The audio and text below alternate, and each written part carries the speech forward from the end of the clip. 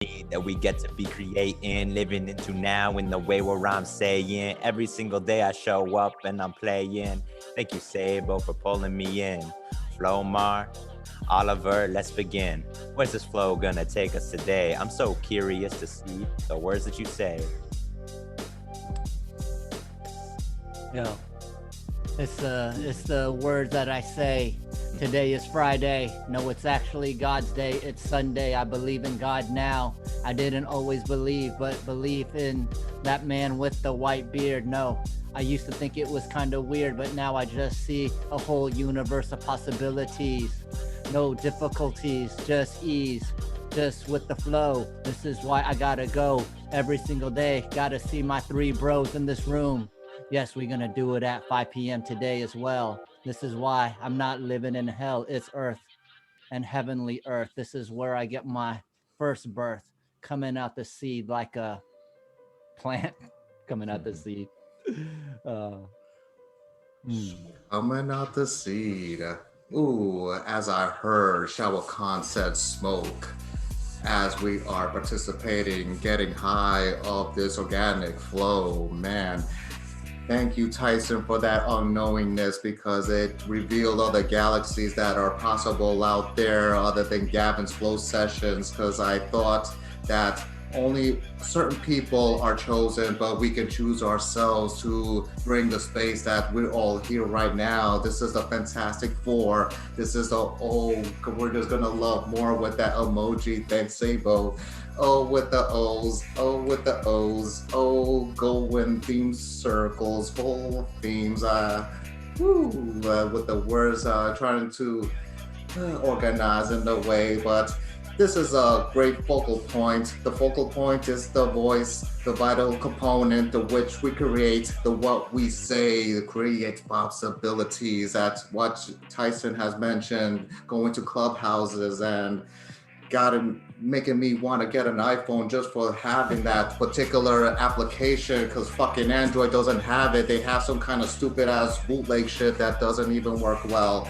Oh God, I gotta invest in some way, not just the microphones, but the equipment in such ways that we can just experience each other's, the stories that we can bring and we can express, and we can acknowledge each other by the listening, the power of communication. Oh, this is the sobriety way for me to express, to appreciate and gratefulness. Yes. Passing on the mic. Hey, Omar, are you using your new mic? Same mic. Okay. I got a new router though. So you've always had that mic, but you don't hold it to your mouth. This is the first. Okay, so this is the first time I actually saw the microphone. Because Gavin tells me it's a little too loud. It's a little too loud. So I gotta practice not getting it all in my mouth, and no homo, my bros. Anyways, yeah.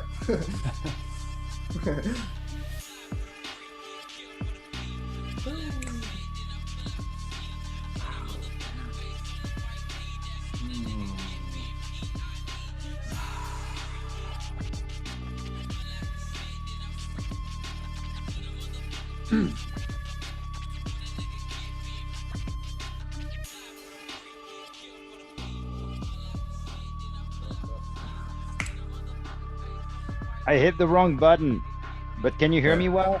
Yes. Does the mic work well? No, it works really good. It sounds great. Great. Well, I'm glad to be here, to be flowing with you and to listen what you have to say and flow with you. I think it's awesome to be in communion. I think it's awesome to be sharing in this moment and thinking about living in the present. I think that's pretty damn dope. And we gotta enjoy the privilege of being so rad, being able to express ourselves and our true beings. Now, who are we? What is this inquiry? What is it like looking into your consciousness, looking into the face of your thinking, analyzing, thinking, experiencing? Why are we doing this? Why does it feel so good to express? who you be and living in the moment. What am I doing? I'm making lunch for my kids. And you know what? I couldn't think of a better thing to do. It's such a privilege to be here and to give and to create. And at the same time, we should not forget, our imperative, our drive makes us who we be. What you're looking for, Omar, you've got this inquiry, you've got this drive to go and surpass yourself, to transcend. And it's admirable, and I wonder what gives you motivation to move and to fight. And so on this stage, I'm so glad to be able to share with you. And like Tyler, what you said, Tyson, about Clubhouse, it's inspiring. We go in these rooms, we meet with those people, and we share with strangers our inner beings, who we are, who we think. And it's pretty amazing. And about NFTs, I thought about it. I'm buying a custom-made painting, and I'm thinking about asking the artist to sell me the NFT as opposed to, well, in addition to sending it to me. Because why not? It is rare, it is non-fungible, and that's the use case for it. Will it be useful? I don't know, but something cool to try. It doesn't cost me anything. But it could be a lot of things for the artist. Yeah, it's cool. It's cool seeing all these artists like work together. And then when an artist like has a lot of success, or they do a big drop and they sell a lot of art, then they go and they buy art from a bunch of other artists and just like lift up the ecosystem. Not to say everyone's doing that, but I've been seeing that. I just like the whole culture that they're creating. It's really cool. Welcome, Ben. We're talking about non-fungible tokens. I'm not fucking with the bull when I'm flowing. Yeah, it came out a little bit sloppy. That's all right. I'm just not groggy. When I wake up in the morning, mind never foggy. Cause I got the clarity of the breath. I bring it back every time. Remember what is in my chest. It's a heartbeat, a deep rhythm. Benjamin dancing, and he's got gifts that he's giving all around. And he's dancing like a GIF monkey getting down. And he's brewing some coffee in the morning. Yeah, so he can be soaring, scoring all these goals. His thoughts pouring right into the beat. It's a live stream. The consciousness is free every time that we get together and be whatever we want. I can make myself new right now. I don't gotta flaunt. I can just rock. Where's the beat going? It's done. Hey, Ben. Is this thing on? Is this thing working? Can I be heard? You can be heard, but it's like distant and quiet. It's not the best.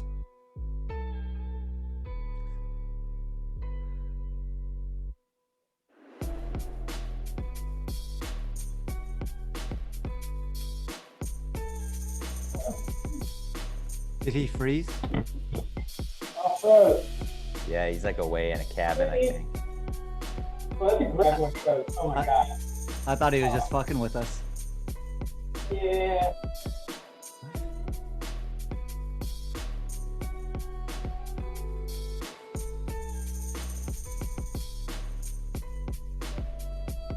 Okay, so all this NFT stuff makes me consider that it would be cool if we did ciphers with visual artists as well, and they were creating digital art in real time at the cipher, and that was influencing the rhymes and the rhymes the art.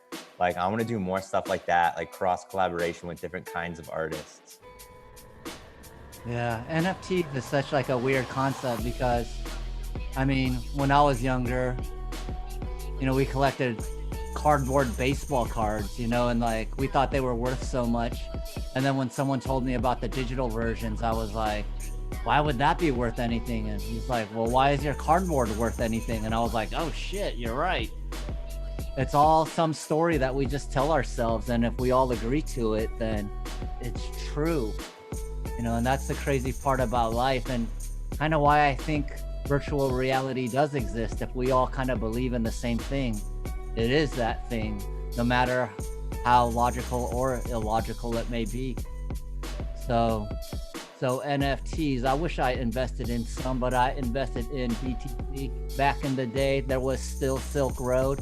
I was buying a lot of drugs on that under web. What was it called? I don't really know, but I hadn't had a drug dealer in a while. So I was like, I need to get some drugs as a mid 35-year-old. So someone told me to go on Silk Road, but you got to get some Bitcoin first. And I was like, how do I get that? And he goes, you got to go get a wallet. And I was like, a wallet? What does that even mean?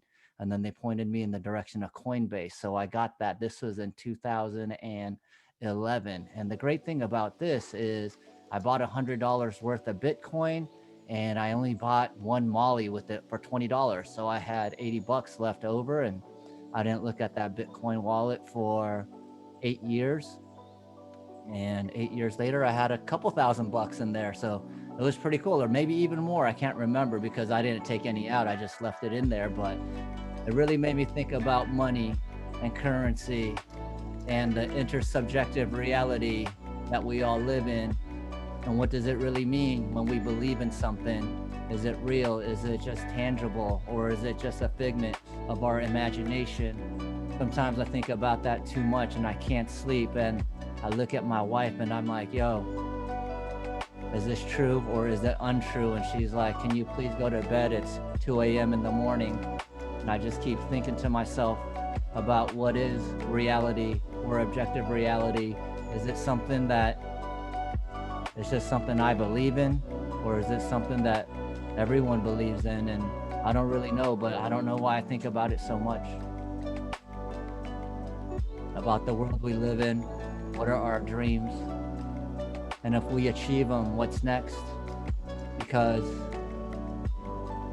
I've been able to check off a lot of boxes on my bucket list, and I still strive for a lot more. And I thought this yearning would go away at a certain age, that I'd had enough, that I'd settle down, but I keep on having this fire to do more, and I don't know if it's a sickness or something that's good. It's kind of weird. Yeah, I'm complete. This resonates with me. There is this yearning and this inquisition into pursuing whatever we were programmed to pursue, to fulfill our destiny. And you know what? I think it's not worth fighting it. I think it's time to lean into it, figuring out what is good for you, what is good for your body, like in jiu-jitsu. I think there is a way, and to realize, to strip away the things that are not necessary, the things that hold you back. And you got to be honest with who you are and to see how best you can express yourself. At least that's my thinking. And thanks for bringing this up, Seibo, because that's the same inquiry I've been having.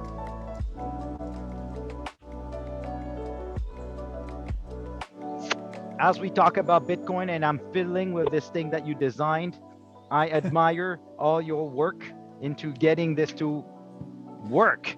And it's pretty amazing while we talk about Bitcoin and the possibilities of what this brings. What I love about Bitcoin is the long-term thinking. It's about not living in the present and trying to time the market. It is about building not wealth, but just basically surviving. And that's what Bitcoin is.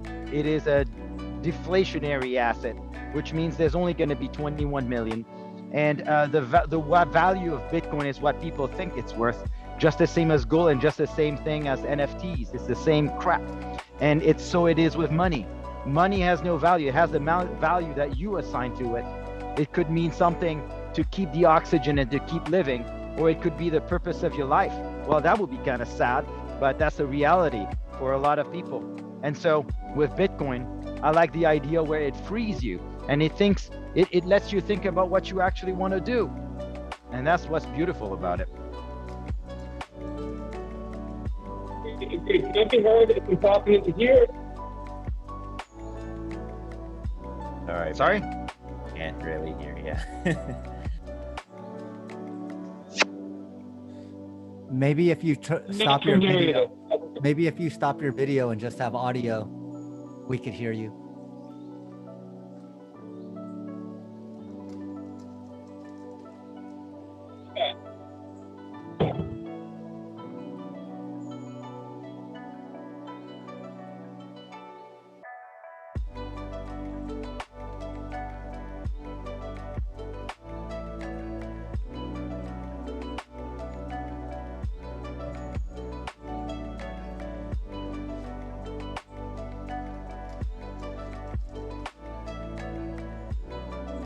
Right, testing now, testing 1, 2. We could hear you. Yeah, okay, I can barely hear the beat. So I'll probably give you some visuals from my ear, you know? Right. All right, well, beat aside, I just wanted to add to me, loving the conversation and the relevant dichotomy between, yes, all of these, and it's just my perspective, so take it for you will, and if it resonates, so be it. But I have to tell you, this absolutely is grounded in my being is a precisely true thing, which I don't always articulate as I mean to, and I hope that the differentiation between all, yes, these currencies, all these values are intersubjective, emergent realities. Gold is no value necessarily, except the fact that we all believe.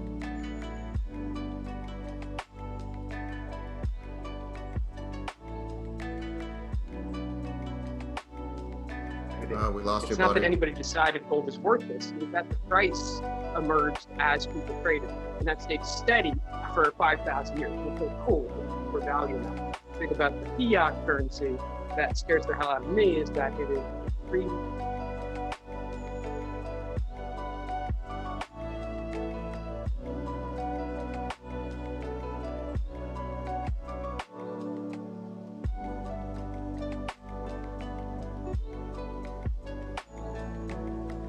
Flowmar, tell me a little bit about Flow Raw. What is that about? Oh, it's my last name. So instead of Omar Laura, I just, hey, I could flow with this last name too. So Flomar Flora. Yeah, it's a silly thing. I like it. It's not silly at all. It's your self-expression. It's how you express yourself by flowing, and it's part of your identity, which means you're authentic to yourself. Oh man, I feel bummed not hearing Benjamin, because my gosh, that just value was just coming out, but oh my gosh, it's coming back. Okay.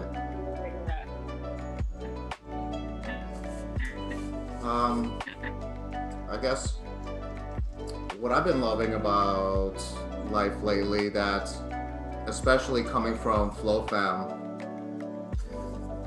up until this point, I feel like we have implemented parts of ourselves and we're acting out on that being of who we're choosing to be as well. So for instance, I was so surprised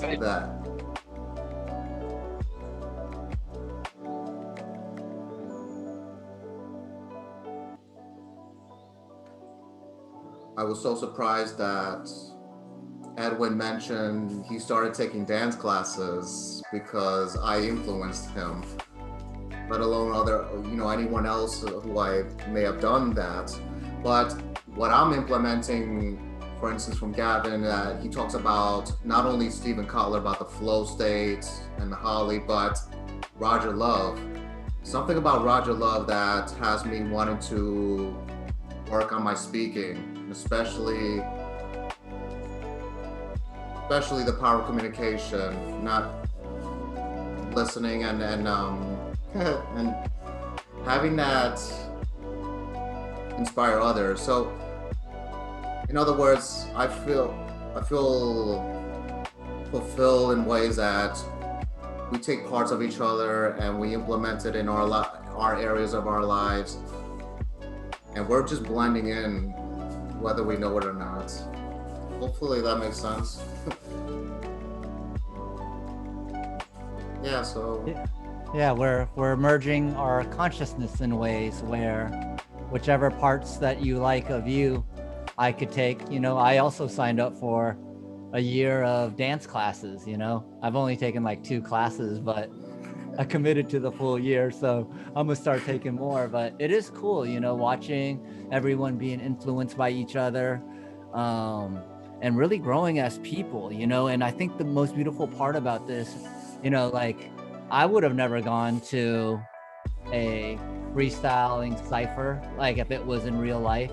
So COVID in many ways forced us to live in different types of lifestyles. And if you think about Clubhouse, like probably Clubhouse would have been successful, but the fact that it launched during COVID and it allowed people to connect in this way, I mean, it's it's so frictionless to hop on. Like, I went to the bathroom and I was like, you know what, I'm gonna just listen to like 5 minutes of a Clubhouse thing. And yesterday when Tyson had his flow room in there, every time the kids were off doing something, I could like just pop in and listen for like 5 minutes, and it was really cool. And it was a completely different crowd than what we're used to, and I wouldn't say better or worse, just different, and getting a different flavor of that.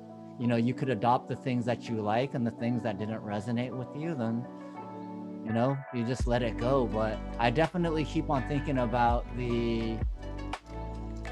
there was this podcast that I heard with this guy Donald Hoffman, who's a professor at UC Irvine, and Tyson, you've heard about him as well?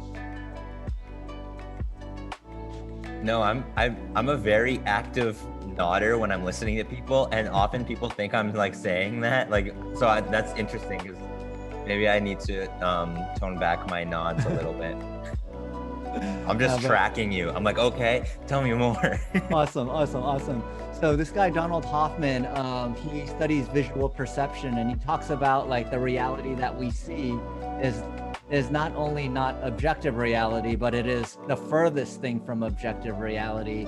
And he gets really deep. He thinks space-time is a data compression tool for conscious agents to have a physical experience in a 3D world. But that aside, what I'm getting at is he talks about humans are a conscious agent, but most likely we have millions, if not more, conscious agents feeding up into us. And then our conscious agent, along with other conscious agents, feeds up into a larger, more complex, social complex organism. And I do feel like the internet is kind of like this beginning stages of like a hive mind. Like we are still all separate, but we're all connecting and able to trade ideas. And as technology goes on and on, instead of looking through a screen, it could be like just the mind meld of, and then just sharing memories all as one. And that's how I started like feeling like a bit more spiritual, in that like when the technology was able to start explaining some things that could have been more mystical, I was like, wait a second, it only seems mystical because we don't have the words to explain it. But I could already see it's like all of us connected in this room. I mean, Olivier is the only one that lives close to me. He's the only person I've seen in real life. But, I'm connected to all of you guys in this other way where it's hard to explain to my wife. But the best story that I give is like, yeah, like even though I never met Omar or Tyson, if you guys called me up at 2 a.m. in the morning and said you were stuck on the freeway, you needed gas, I would go get you guys gas, and I'm like, whoa, that's crazy for people that I've never met in real life.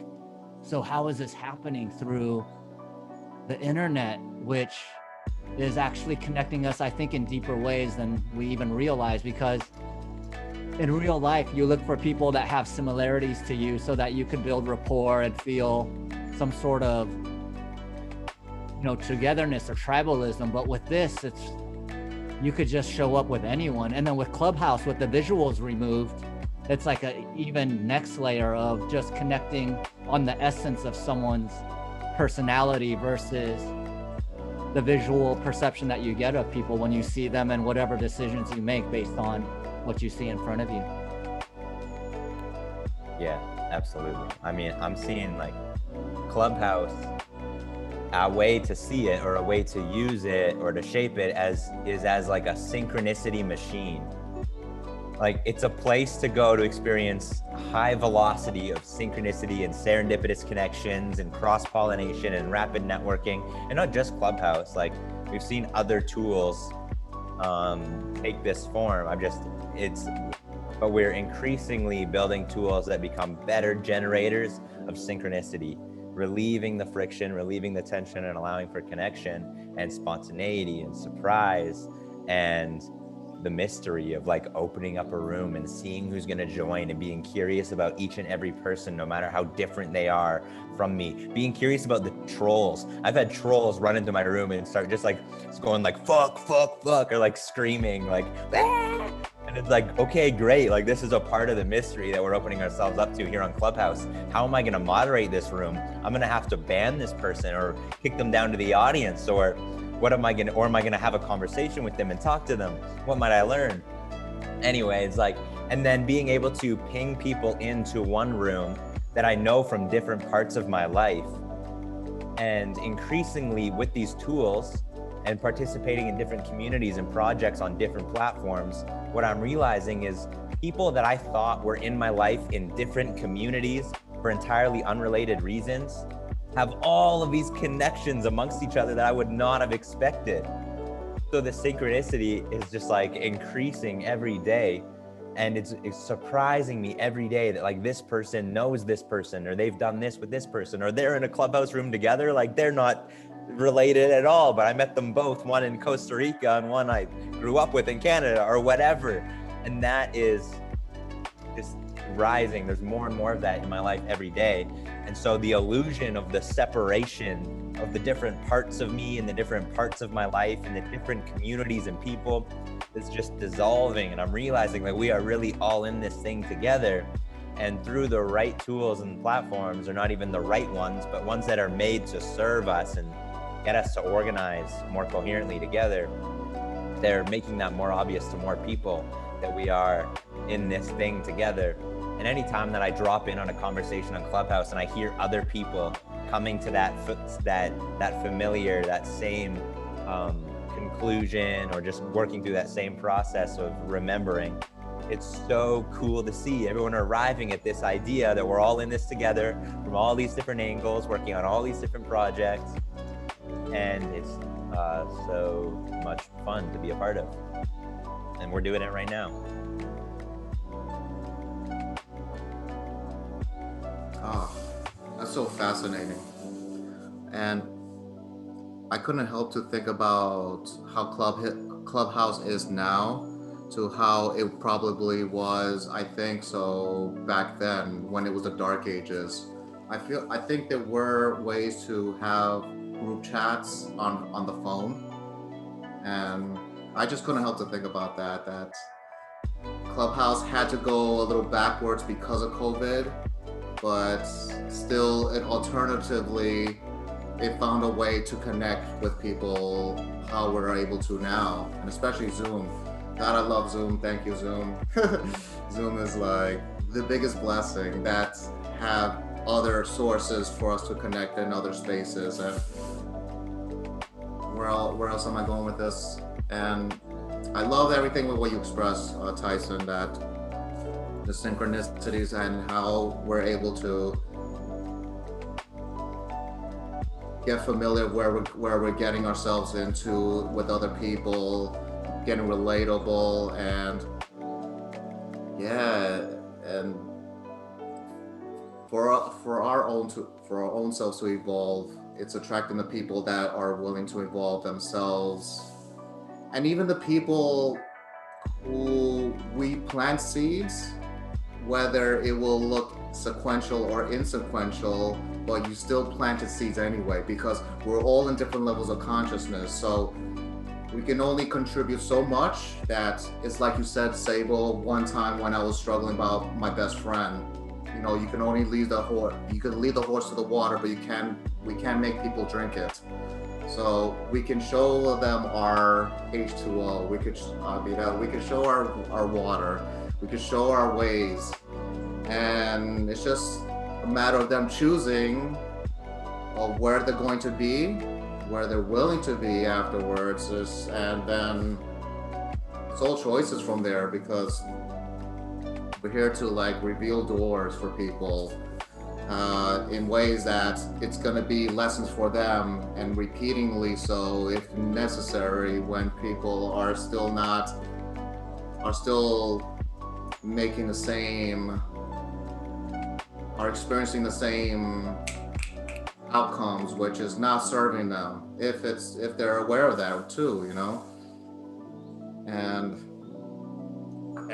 had me going deeper about, this is a very, I don't know how sensitive this topic is for y'all, but animals, right? The animals as sentient beings, like the people who are not having a consciousness of knowing that what they're doing to these animals in such a way that it's not sacred, it's dishonorable in a way where they're feeding them things that's killing us.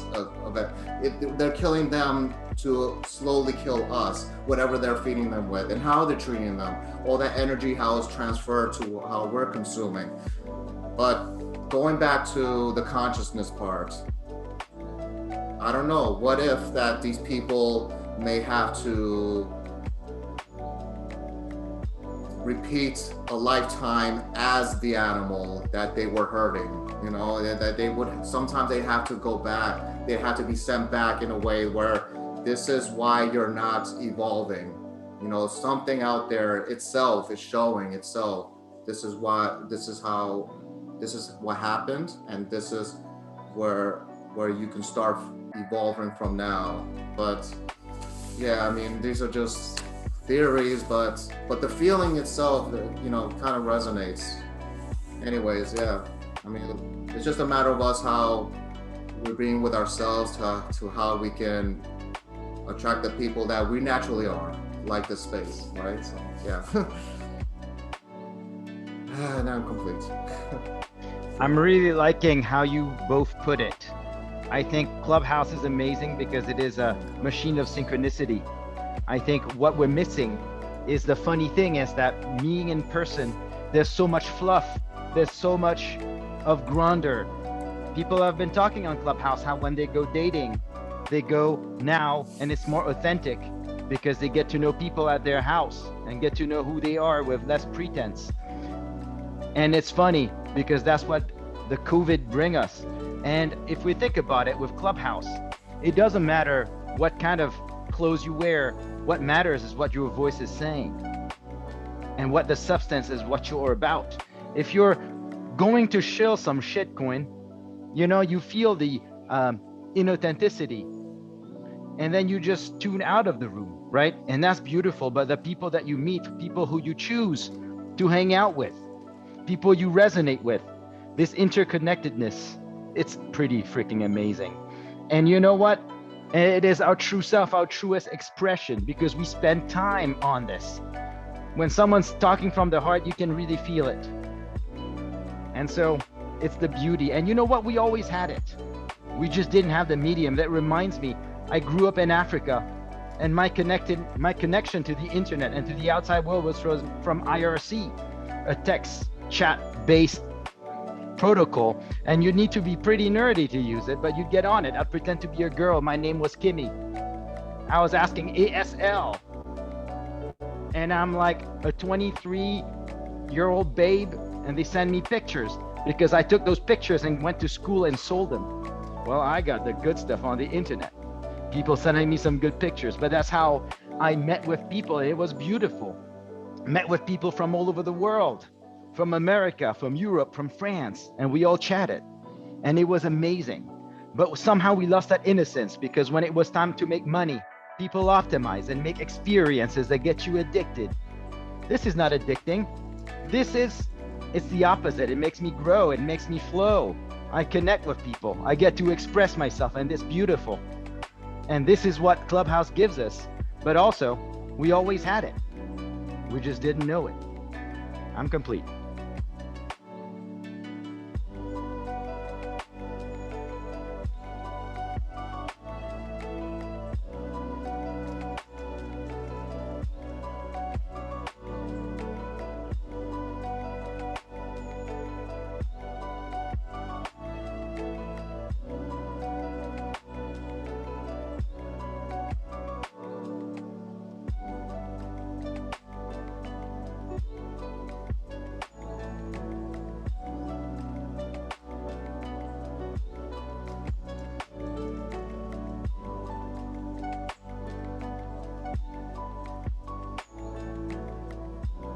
Hey Omar, can you play something a little bit more energetic? What the fuck, man? I was literally a split second away saying, yo, Tyson, I know you're feeling this, but you mind if I play something else? But I didn't know. I was like structuring it, and it's like, then Seibo chimed in. Yeah, man. The Hive Mind. I do love this song too, but it was putting me in a different type of vibe. Yeah, it was actually accidental because it auto-played. Here we go. We're gonna play a little energetic.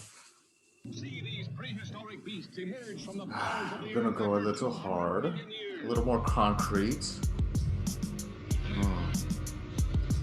We're going into a spontaneity flow session.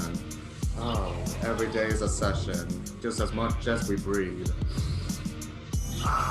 But when do the people take the time to really breathe? Oh man, there's a monster coming at me. Ooh, these goosebumps. These trillions of cells I'm commanding to be the being, playful leadership. Monster up is a skyscraper. Monster up is a skyscraper. Yes.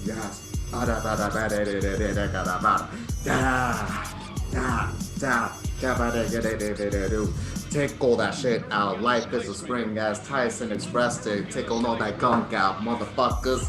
God damn. Ooh, add more vocabulary as I've been wanting. Oh, because I want to integrate the way that people are experiencing. I don't know myself. Oh, damn. We're gonna go in international and national realms.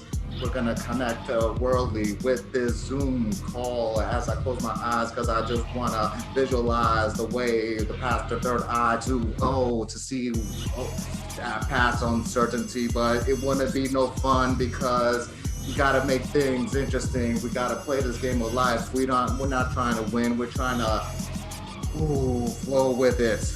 Go with the waves, not trying to beat the river. We must flow with it. Be water, my friend. We can flow or we can crash, ebb and flow. That's how we're gonna go. Go with the struggles, yes.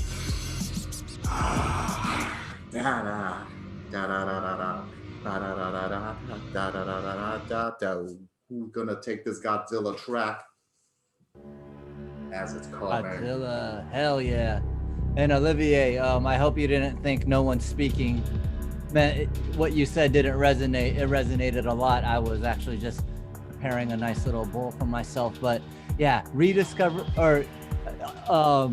Omar actually wrote down the quote that I was thinking in my head. We always had Clubhouse, we just didn't know it, and it did make me think about how we just keep on rediscovering things that ancient cultures and ancient wisdom always had. And it does make me think things are just cyclical. We relive the same things, the same problems, just in different situations. This beat is called Godzilla. He tortured the Japanese nation. I think he was a hero. I can't really remember. This beat is kind of hard to flow over, but you know what? That's what we came here to do, which is to practice flow and just do what we do. So here we go. Oh shit, I'm not too sure. But I just sat on a blue ball right now and it's making me bounce. I'm gonna go back down the street and buy an ounce. Or maybe not, I'm gonna just have it delivered because I live in the Silicon Valley. They do it. I'm not silly like Sally or Harry. That was a movie I watched when I was younger. It was kind of dumb, but the girls loved it, so I would watch it with them because I was trying to get in the pants when they didn't want it, but I would just keep trying. Because I was a persistent guy. Probably pretty annoying, but you know what? I had to try because I was that short kid. I wasn't the big kid. I had to try to be funny, try to stick out. But I don't think they knew what I was really all about. They just thought I was that smart, annoying kid, always trying to tell them facts. And those facts, sometimes I didn't fact check. But I said them with such confidence, people just believed it. And oh, here we go. Got a new beat and now we just flow.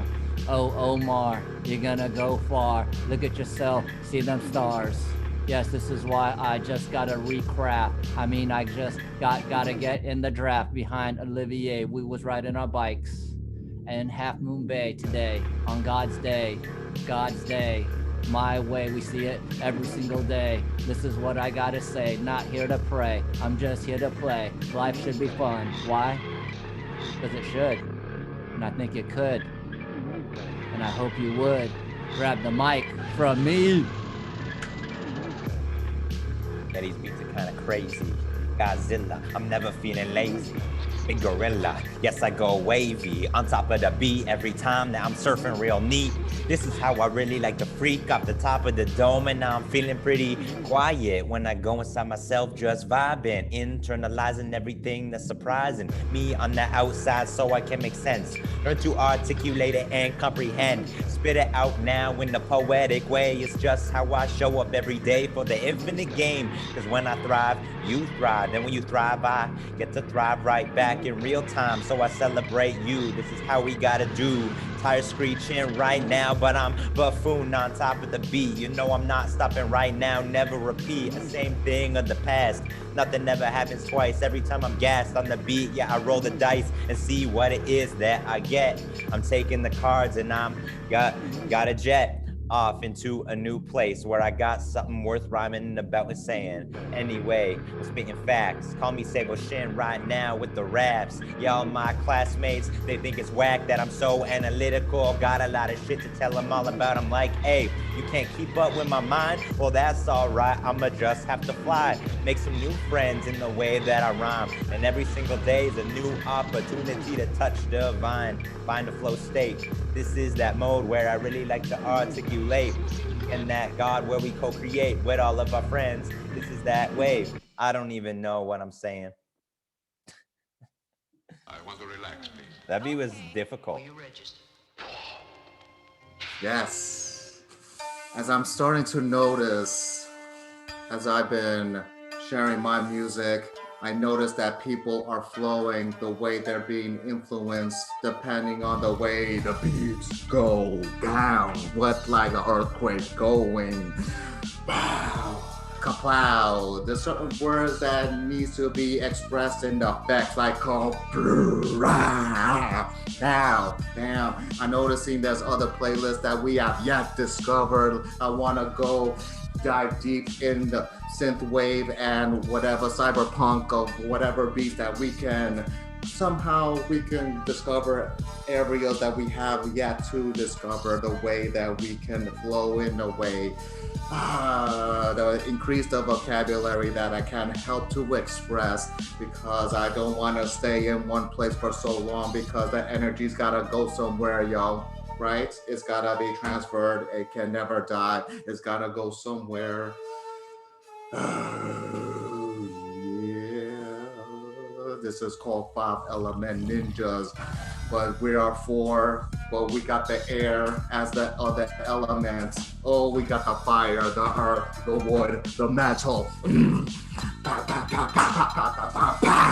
Oh, damn! I just wanna release this release valve. Gosh, I want to break this dam already and let the floodgates open. Breaking that gate that no longer exists, because that's the fear of the telling me that is no longer possible or whatever. It's just left as a good idea, but that's what I'm tired of thinking about.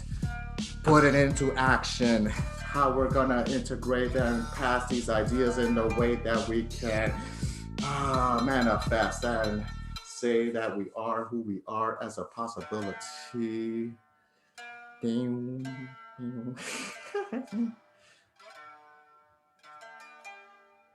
Oops. And I am complete. Oh, this is weird. But I think it's a little challenging. I feel like the oh my gosh, yeah, I love the challenges that we give ourselves with the certain tracks and challenges. We're here to challenge each other, not to support. The support is just caring for each other, but not helping each other in certain ways to help us grow. That's the part of the challenge. Getting familiar of what we can struggle to get familiar, to go with the flow the way it can organically go with the non-GMO and all the nutrients that we consume, that we can express, that it will come out in a way that it will filter out all the bad shit in the great shit. Oh, because there is no right or wrong. It's just whatever serves us and we could serve others. Yes. Oh, damn. I'm gonna let this go. I'm feeling complete. I don't want to take this all the space like someone like Hunter. He always apologizing because like he's been wanting to rhyme like forever, and he notices that he's taking forever, or so he thinks. And now I feel that way too, but I'm gonna drop the both mic from my hands now.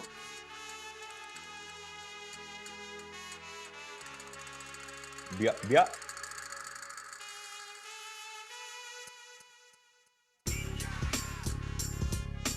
Now I think I really want to challenge myself, and I'm very grateful for you, Omar, for us to challenge ourselves and to put it and to become better, to transcend. And you know what? What's life without progress? I'm gonna go and close my eyes and be like the blind people and flow. Because going with the flow and also controlling the flow, it's beautiful. When you realize, when you open your eyes, not your real eyes, your metaphorical eyes, when you realize what you're doing, why you're doing it, and you can be calm, not be taken by your emotions that come and go.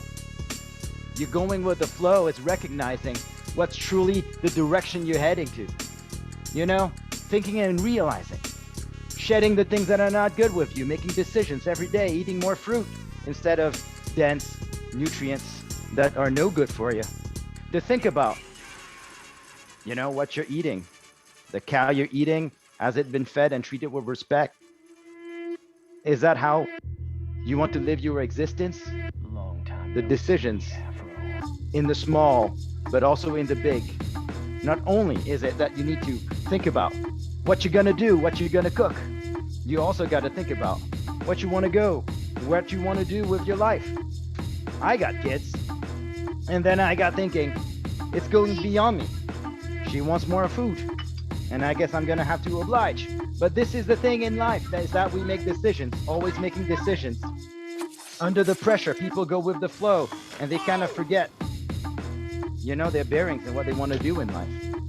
And the thing is, we might never know what to do with life. There's a famous quote in The Hitchhiker's Guide of the Galaxy, is that universe has all the answers. We just have to know what question to ask. And you know what? I think that's very legit. I mean, seriously. Can we ever answer the question of what we want to do in life? I don't know, but I am so glad I got companions to share this journey with. And you know what? We don't know the answer, but sure as hell feels good flowing about it. And that's what we should be doing in life. Being authentic. All right, that's enough. You heard her say it. I'm complete. The noise cancellation on your microphone is excellent. We barely even heard her talk, but you know, the Hitchhiker's Guide where they talked about you just have to know what questions to ask. I often find myself hiring the people that ask the most questions during the interviews, you know, like the ones that are the most inquisitive, that are asking things about the company that sometimes I don't have answers for their questions. I'm like, man, this person's like really thinking deeply about this job that they're about to go in. And to me, it is a very strong indicator of someone's interest in something. And yeah, what's the meaning of life? I don't really know, but actually, I think I do know what the meaning of life is. It's to have one meaning of life, to achieve it, and then to have another meaning of life and have that evolve, a constant evolution of not just what you do, but also of your soul. And I think that the evolution of your soul probably means that at some point you become an angel, then become a god yourself. I don't know, but maybe it starts over as you keep on going on this infinite loop of experiencing different things. So I'm gonna just slow it down and try to get into this beat right now. It's coming in real loud. Sometimes I see in a cloud, but right now I see in a lot more clear. After I resigned last Friday, every day seemed like a better day. Not too much responsibility, just more chilling with my kids. I haven't eaten breakfast or lunch. Now I don't care, because before I had this schedule that I had to stick to all the time, it was kind of restricting. but now I'm free. But you know what? I can't do this for too long because I gotta feed my family. Not just today, but every day. Gotta make some money some way, but not in the old way. So I think my spirit is evolving. I used to be very quantitative and only data oriented, but now I'm much more spiritual. What has happened, I'm not too sure, but the ritual of smoking DMT, doing mushrooms probably changed me fundamentally from the inside out. Now I'm all about something different. I never was all about the money, but I would chase it anyway. Didn't really know why, but I just did it because maybe I grew up in the San Francisco Bay, where everyone wants to just have $1 billion company. That was my goal, but I realized it wasn't my goal, it was everyone else's goal, but maybe it wasn't their goal. So we just kind of be like lemmings, narcissistic, intelligent lemmings, all doing the same thing, thinking we're super smart, but we just doing the same thing, which is not going after our own goals. And how do you find your own goals? Well, you got to do a lot of self-searching, got to do a lot of inner work, got to do a lot of work, got to do and try a lot of different things. And one thing I realize is it's okay if you do things that aren't in integrity with you, because, well, you realize that that's not in integrity with you and you learn something. So I've come to learn that good experiences, bad experiences, I don't even call them that anymore. I just call them experiences. And that's probably why I'm into stoicism as well. You know, I started talking about it one day with a friend and he told me, oh, wait, you think like a stoic? And I didn't really know, but once I started reading about it, I was like, I'm really down with this. And I wish I could teach it to more people, that their emotions aren't them, but it's still important to feel your emotions. And that's the constant tension in life, which is, which advice is right? Well, sometimes the advice is right and sometimes it's wrong, because it depends how far along those people are in their own hero's journey of life. You can't tell them black belt stuff when they're just a white belt. And that's the interesting thing is I think all these people that are gurus now want to teach people how to be black belts, but they don't understand that people got to be yellow belts, orange belts, red belts, brown belts first. This is why I still got that thirst for that knowledge, especially in the martial arts. Why do I love it? Because martial arts teaches a lot about you. You could think you're a tough guy. You could think all these things about yourself. But when you test yourself against another person, well, you get the truth. Either he wins or you win. And it's an interesting thing because back in the day, I think that's how life was. But now we don't battle with our bodies no more. We battle with our brains. And the games are different. It's not me kill you or you kill me. It's about who takes home the most. Well, I think that's what capitalism used to be about. But I think we're starting to see a change. And that's what's actually that gives me a lot of hope in this world, is that it seems like a lot of people are coming together, as you guys said, in a synchronous way with a lot of serendipity, where they want to do things that are for the greater good for humanity, not just for themselves. And that's why I'm appreciative of this group. I'm complete.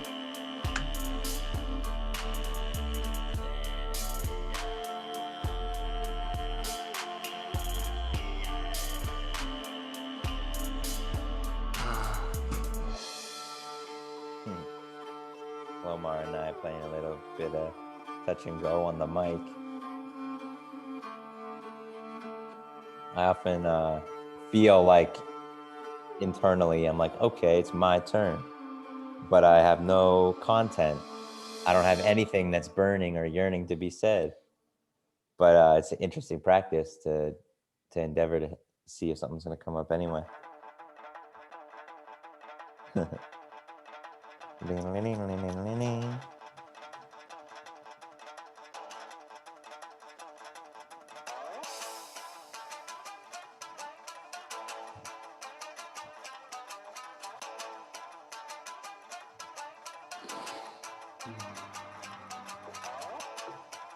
Yes.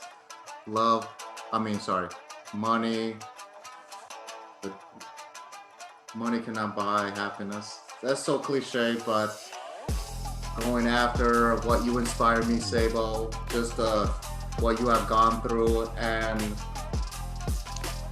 I got into network marketing in a way that I'm not sure if I'm gonna get fulfilled when I get there for something that already exists. I'm gonna get fulfilled what I create, whatever I implement in ways that it will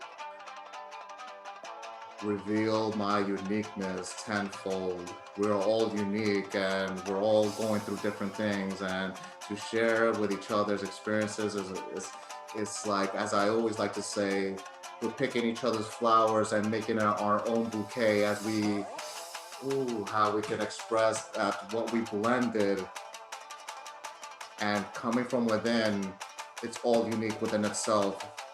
And that's where the true happiness comes, to do what the fuck you motherfucking love, because there's no other way out there, because the love is inside of you.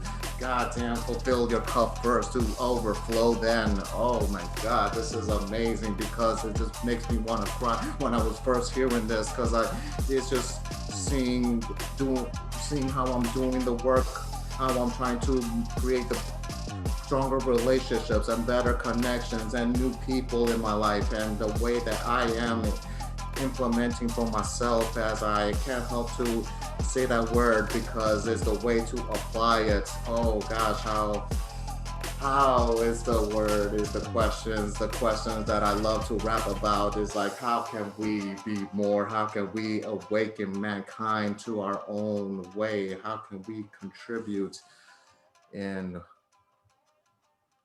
our journey for others for others to embrace, inspire others to inspire others to inspire others. I'm gonna let this one go, because anybody who wants to go and free flow or their own flavor. You know, Omar, you got me thinking about network marketing.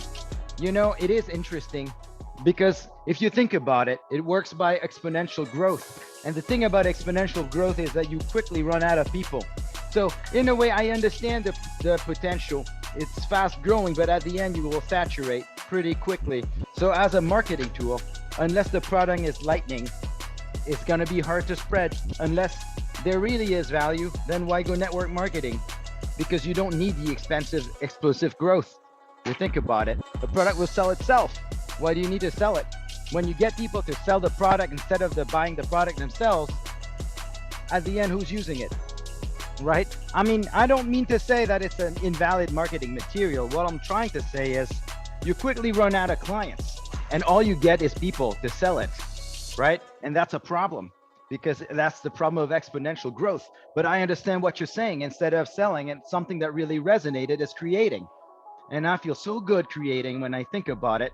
When I think about making, I can't stop doing it.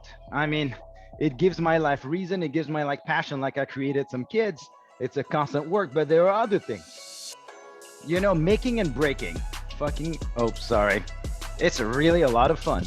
And at the end of the day, I think that's better than selling. However, what I like to give to people and to make something spread and to actually do the network marketing for is happiness.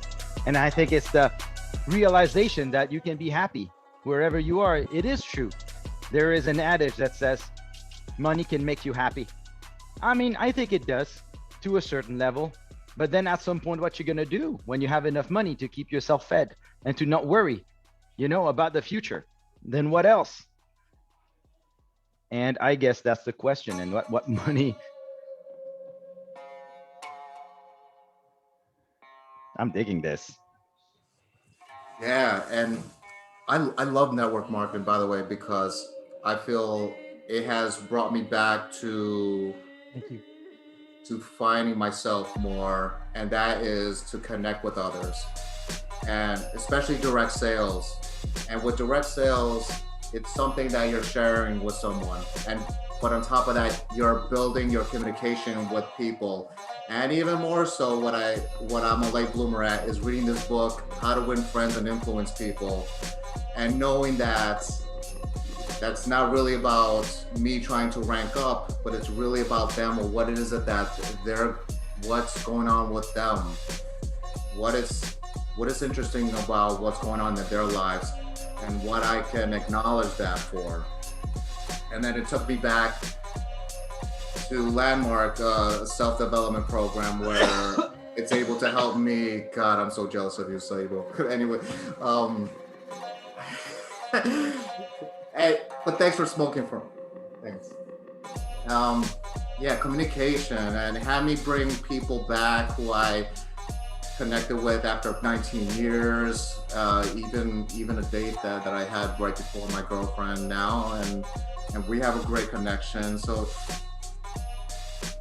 it's just how I'm able to open myself up, to welcome all differences, to welcome all people in my life without limiting myself at the same time.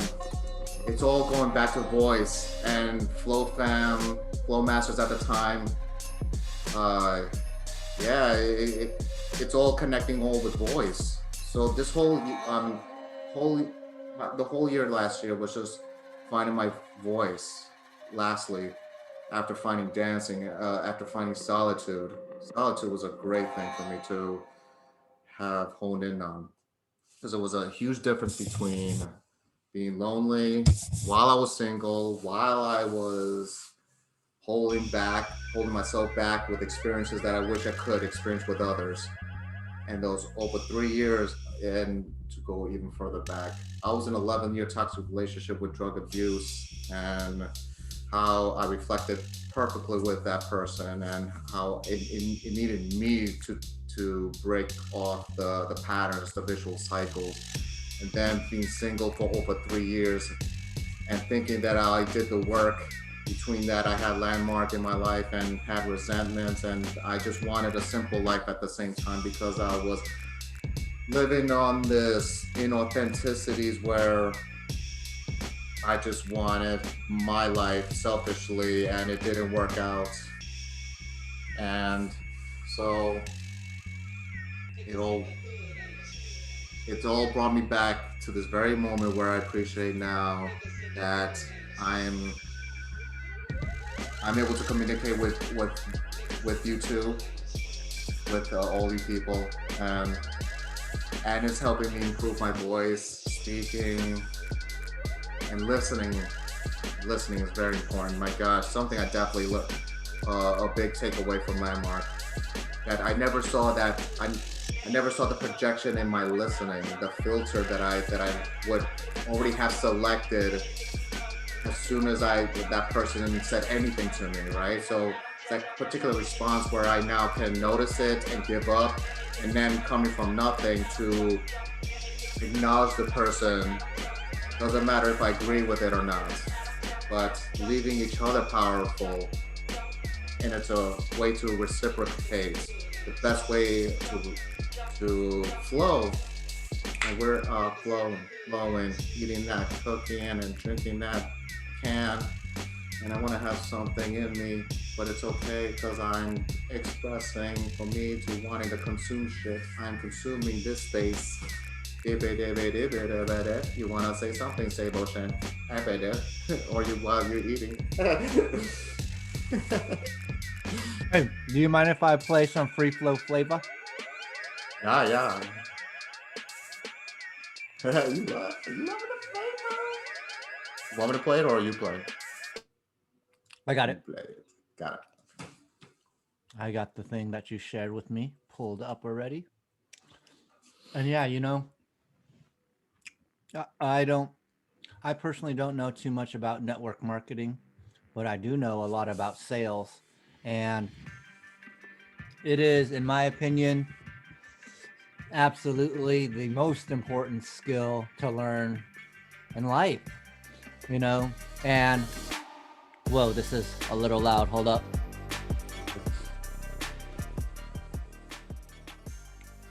And I think sales is one of those things that I personally think it gets a bad rap. A lot of people, I do know a lot of bad salespeople, so I understand why it gets a bad rap.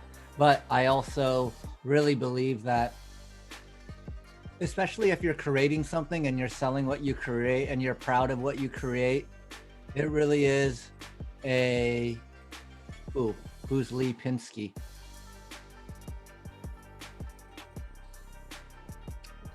Raya, how's it going? What's How are up, you? fam? Good. How are you? I'm doing very well. Have you met everyone in this room yet? I don't think so.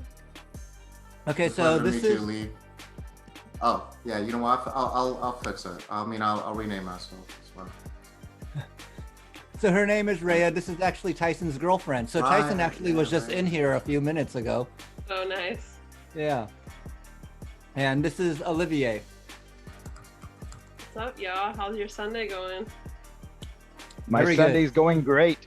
I rode my bike today, and I hung out with Seibo, and we went in with Dan in Sawyer Camp Trail on the bike. It's a nice morning thing.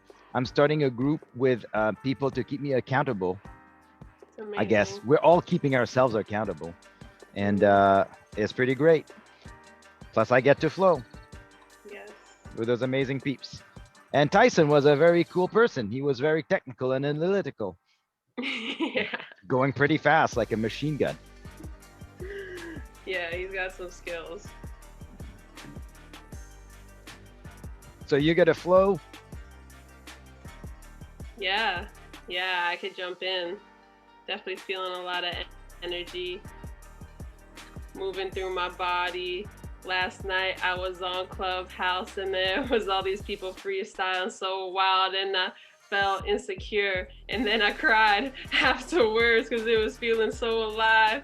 I was feeling lacking of skills, but I know I just gotta keep showing up like a drill, because it's the reps, it's the practice. It don't matter if I'm good or I fall flat on my face. I just gotta keep going, keep flowing, because I know I get better every time I go in, and I know I got nothing to worry about. I just gotta sink in and just let it out. Even if I don't know what's gonna come out of my mouth, it just feels good to be here with y'all and see your faces. I thought I was actually gonna like the fact that people couldn't like see me on Clubhouse, but for some reason it makes me feel like more scared and like more able to just like hide and not step into the light. And I'm definitely someone who needs a little nudge into the middle of the circle. So it feels good to be back on Zoom, because I have this fear, even though I think Clubhouse is super cool and innovative, like that, you know, people are just gonna get sucked into it so fast, and then like there's kind of like less of like that tangible connection without being able to see people's faces. So I'm happy to be here, happy to be flowing with y'all and kind of let some of the nerves out and just shake it around, and feel safe and feel held with you guys here on this beautiful Sunday afternoon. So thank you. You know, that's so funny, because I had actually thought removing the visual component would make me feel more relaxed on Clubhouse, but I felt the same heightened anxiety too. And that was also one of the reasons why like I didn't feel as comfortable jumping in. I just felt like this overwhelming thing come over my body every time. So I just went into the audience, you know, but that was completely unexpected. I was really feeling like, oh yeah, they can't see me, so it's going to be a lot easier. And then yeah, I don't know what it is, but you know what? I will solve it in due time. So I guess it's my turn to rhyme. And you know what? I don't really know what, but you know what? I just keep going, because we're here to be flowing, and not knowing is part of life. And well, if you knew everything in life, would life be really fun? I don't think so, but I don't want to be too stressed out at the same time either. So I think it's just a balance, which in the long run, I think almost every lesson that I've learned in life is that I always go too fast and too hard and realize that I need a break. Then I start kicking it and not doing anything, and then I start feeling that itch again to start doing some more, and then I end up burnt out again. So I'm not gonna repeat that, because you know what? I gotta learn from the cat. Well, I don't got a cat, I got 2 dogs. One is 14 years old and one is just 1, but he's a ton of fun. They call him back of the pack. That's the opposite of an alpha dog, but I love him for that. And I always wondered, why did I want an alpha? Well, probably because I felt like I wanted to be the alpha if I had to really think about it. But now I don't have to be the alpha, and I'm all about that. But maybe I'll get a cat. I do love them kitties. I had one when I was really young, and well, he tragically died. He got run over by a car, and that's probably why I don't want another one.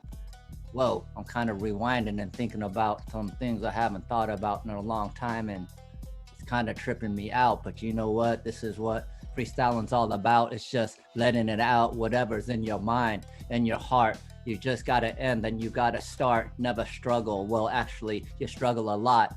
And maybe that's why I smoke so much pot, because it makes the mind struggle a little easier to deal with. And this is why I don't want to be dealing with no more employees or no more investors. This is just why I just try to divest of myself of the companies. I just resigned. This is not a new sign that it's my time to live a new life, to be around my kids more.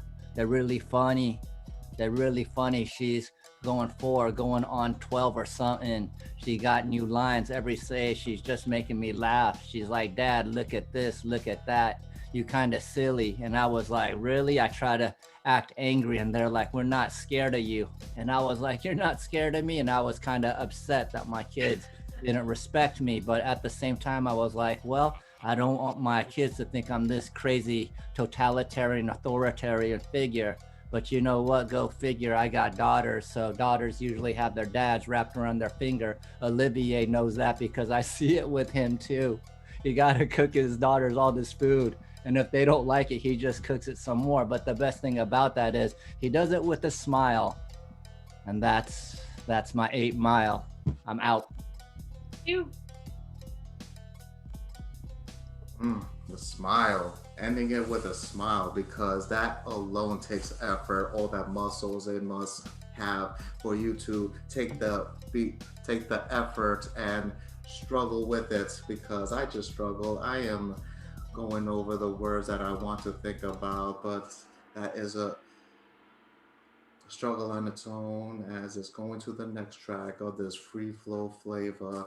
I am too sober. I want to go so bad and really lubricate those struggles right now. It's like, God damn it, the Seibo. It's like you're eating a goddamn cookie. It's like I feel I'm so hungry just thinking about the munchie that I will get later after, and I'm not giving a fuck how my voice will sound and the words, because the meaning is for me to embrace, to acknowledge you all for struggling just like myself and yourselves. And yes, this is the uncomfortableness that I am appreciating with these goosebumps, trying to alleviate the ways of this air, this water, the wood, the things that are not making sense, but appreciating at my present moment, just looking at the things. Not must stay in bed as I wish I can, but it's okay because it's not nighttime yet. It's too young for me to be sleeping. I need to go flowing and be the being that I choose, the possibility that I will say to myself, commanding these trillions of cells of just being at my command, because the words that we say, oh my gosh, it could be anything that we create meaning with. Abracadabra, as they say, I speak as I create, as a Harry Potter, for instance. All those complicated words is a way for them to create spells, just like how we're saying things out there, how we're saying to people and ourselves.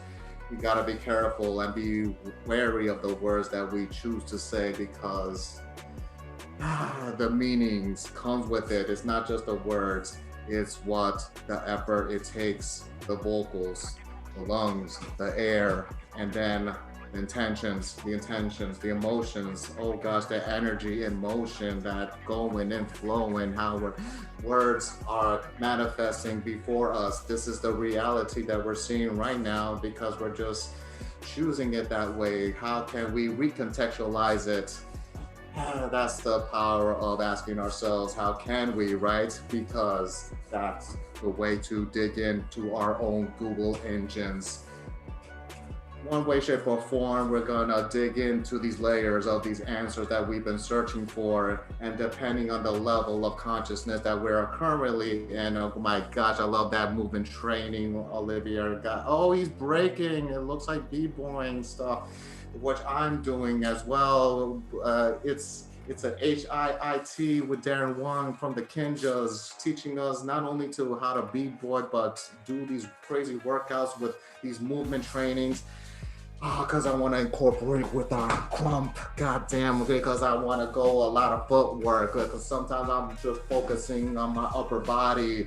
I want to express with my legs, so sometimes they go in a way that, oh gosh, it's so entertaining. Damn, now I'm in the flow. Fuck yeah, man. I was about to release the mic, but I just want to keep it for just a little longer. Please, daddy. Oh my God, just a little longer. Oh. Okay, now I'm gonna let it go because it was awesome. I'm so complete. Boom, down. Okay, I'm gonna go. You guys got me in the flow. You got me thinking, you know what? It is a momentous life change every day. We got the power of now to contend with. So I close my eyes on what I think and see, and not let my judgment affect what I think about and how I choose to live my life. You know, life is too short. I just turned 39, and it looks like I'm probably gonna live a couple more of those round trips around the earth, but time is limited. It feels like, you know, you can't wait. You can't be like, I'm gonna do this thing, then do this thing. No, fuck that. You can live the life that you want right now. All you gotta do is just do it. But you gotta realize, what is it you're about? And that's probably something you can't answer right away, because that changes every day, and that's okay. And I think what's to realize is to realize that, well, what is permanent is impermanence, and that's the only thing we can count on. So what do we do? How do we operate? Does it make sense to be sad or angry or whatever? Is that productive? How do we live our life? And we can choose it. We can live a life that we designed. We can think about it and do, well, I don't know what's coming next, but fuck it, let's do it because I believe in it. And is worth life living without doing this thing all the time? Being yourself, expressing yourself, and being authentic. I mean, seriously, think about it. Is it worth it to live your life to work on something that you don't know tomorrow if it's gonna pay off or whatever? Yes, there is a kind of need to be able to postpone pleasure for the future. However, that's not what I'm talking about. I'm talking about living your life, fulfilling your destiny, and doing what you ought to do. How much do you think about that? I think it's pretty important, and I'm gonna drop the mic.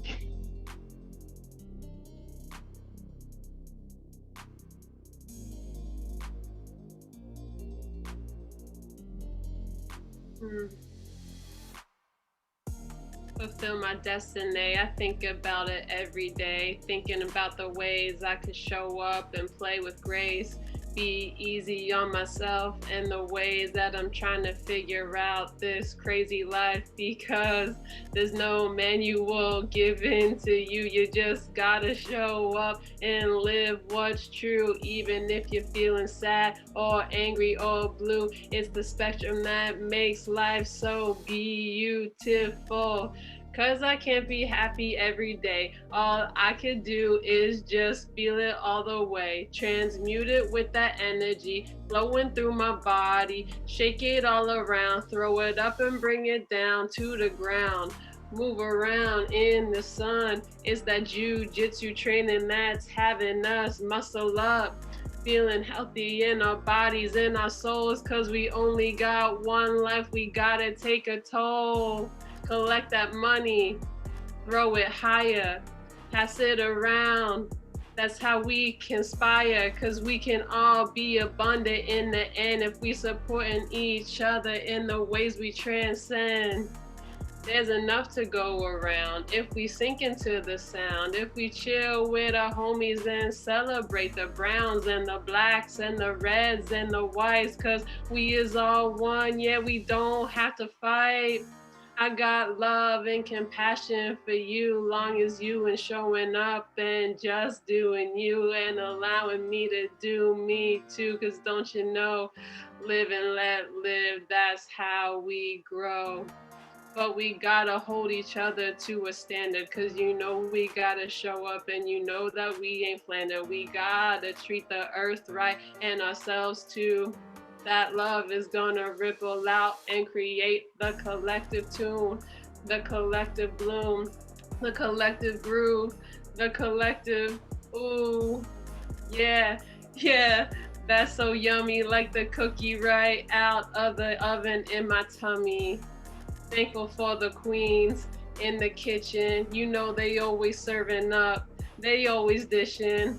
That nourishing love and abundance here for the ladies, and I'm always, man, sometimes I just want to nail the last thing, but I get frozen, so all I could do is just keep singing, keep trying, keep flowing. I'm feeling really good, so I guess that means I gotta go in. Nah, that means I gotta keep going. Tune into the sound that y'all is really flowing. Yeah, I'm really inspired by y'all. You really made me feel really tall in myself today, because I was feeling kind of low last night, like for real, like tears streaming down my face, feeling like I was just a big fat dummy and a weenie. So Oh man. Well, I was recording this. I'll send you a copy of this video, but that last verse was really dope. It was like, okay, so like when I listen to people freestyle, of course there are the guys that have like the really impressive, like, you know, complicated flows, and they're able to like just make these words rhyme and ride the beat really well. And then there are other people that I could just tell are speaking authentically, which to me transcends all of the skill and all of that, because it's coming straight from the heart. And then what you just did there was, you know, like I could feel every verse. It was like a cohesive story. Like everything was like, I had a progression to it. And to me, that transcends like, you know, like super dope multi-syllabic rhyming patterns or whatever people judge as impressive, because, well, an artist is supposed to express from their soul, and that is what you did. So to me, whatever you felt last night, you could let that go, breathe this in and feel that flow. I mean, I was looking at Omar, we were just like, holy crap, this is super dope, super impressive, and so happy to have witnessed it. Thank you. Yeah, it's interesting, like being in spaces with really dope artists, really dope people, and like still staying true to like my own voice, my own style, and not feeling like I have to be more like that person or these people, because I have a tendency of trying to do that. And I'm really trying to like kick that habit and like just let me shine through. And so I just really appreciate you guys giving me this space to feel love and feel safe. Wow. Yeah. How do I pronounce it? Raya or Raya? Raya. Yeah, Raya. Like Okay, a ray of got it. sunshine. Awesome. Yeah. Yeah, Raya. Thank you for sharing your struggles and your breakdowns, because that's how you're shining now. And I feel like the breakdowns and what we share with our, you know, what we struggle, and even what I also can resonate, Raya, about not trying to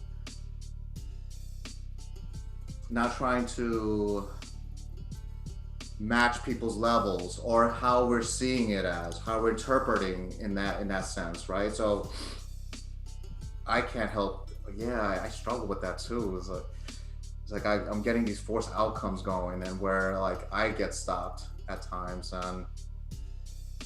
and even things that I wish I could have expressed, but I gotta teach myself, or remind myself that it came out the way it needed to be, and anything that I haven't expressed will come out organically next time.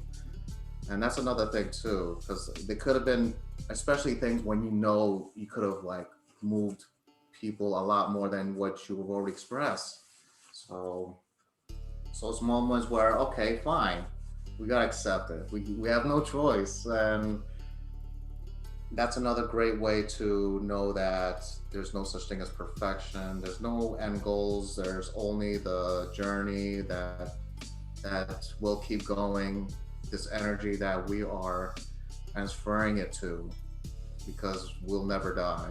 Death is just now I'm going all kinds of crazy shit. Now, death is a concept, but there's only new beginnings, and this is a new beginning, just like how things ended, how yesterday's have ended. Today is a new beginning. Everything is a new beginning. How we're even breathing out and breathing back in is a new beginning. Every day is a birthday. Every day is a rising. And especially when we say good morning, instead of good morning, I practice saying grand rising. So I feel like it's more powerful that way, because we're, the biggest blessing, and I'm probably going far off topic now, but I can't help to share this, but the biggest blessing is that we woke up another day. So we are just a brand new phoenix from all our yesterdays, all of it. Anyways, I want to share that. I relate to all of you in some way, shape, or form, and this is great space, especially how this fucking track is coming. Anyways, god damn. Catch it, Omar. God. Ooh, it's spiky. It's spiky. Reminds me of the Shredder rapping. It's like it's going after the Ninja Turtles, but he does not trying to kill them. He's trying to party with them, because there won't be another show if they're already dead. Because we need to blend in a way that we don't have to hate. There's villains and heroes that we can just combine ourselves. We're like the Batman and the Jokers. Gosh, we're like the hero to some, but a villain to others. And where the fuck I'm going with this, but I guess where it's going is the polarity. We are embracing both sides, the shadow work and what we already know about ourselves that requires the happiness to be happy with. Damn. This is very spiky. I don't know why. This is like a way of forming the description of what I'm getting out of these beats. Damn, it's like the dark streets of awesomeness. Where did I get that from? I don't know, but it's like it's good to be dark, but throw it in a positive way, right? So it's like you can't have the light without the dark. That's just the way life is. The polarities. That's how we just have good and bad. And even though good and bad might make you think they're polar opposites, if you look deep enough, you'll see it's just one continuum of different things that you could do and experience. I'm pretty sure my life was put here for building this time, but maybe last time I was making destruction. I don't know. I do have a part of me that seems to have a little bit of that in me as well. But in this life, at least right now, I feel like I gotta do a lot of good for the community. The community has been experiencing some bad things. Everyone's seen some old Asian men, old Asian women thrown to the ground. It makes me think, wow, that person was hurt so much he threw an old person to the ground. How did we get here? I used to think this was the land of America where your dreams come true. My parents' dream came true, but now it looks a lot different. When my wife goes out and walks the dog, if she's gone for too long, I call her and I make sure she's all right. But at the same time, I know people that push old people down. There had to be some story for them to get there. So I try to be empathetic, but sometimes it's really hard because it's hard for me to even think I would ever do something like that. But what else is on my mind? Let me think. Or better yet, let me feel. Did anyone else get the raw deal? Could somebody just try and help and heal? Well, maybe that's me. Maybe that's all of us. We are all one is what I always heard when I was growing up. I went to Catholic school, that God made us in his image, and I thought that's cool. So I got a little bit of God in me. What does that mean? Am I a descendant, or where have I been? I read the Bible, then I read some other scriptures, like the Bhagavad Gita. Well, I pronounced that wrong, but it's okay because it's got a really long word, and you know what? It's really cool. I really recommend it. Got to open up your mind, got to open up your heart. And this is why you just start from the ending, not from the start of the book. You know what? You got to look, because if you get taken, you just got took, because I haven't been mistaken or mistaken. I got to be shaking bacon like Rick and Bobby in that movie. Oh, it brought me so much joy. So did Harold and Kumar. I wish I was the Asian guy that was smoking and going real far to White Castle. No hassle, but I love to wrestle. And then if I boxed, I'd have them tassels on my boxing shoes. I guess I would be doing that. I'd be that dude that got them flashy shoes, but nah, that's not really me. I'm a t-shirt and jeans type of guy. And this is why, when it comes to fashion, I don't really try. But my wife will dress me, and when she dresses me, people always compliment me. And I can't lie, it feels pretty good to be wearing nice clothes. But when it comes to picking them out myself, I'm like, Seibo don't know. All right, I'm complete.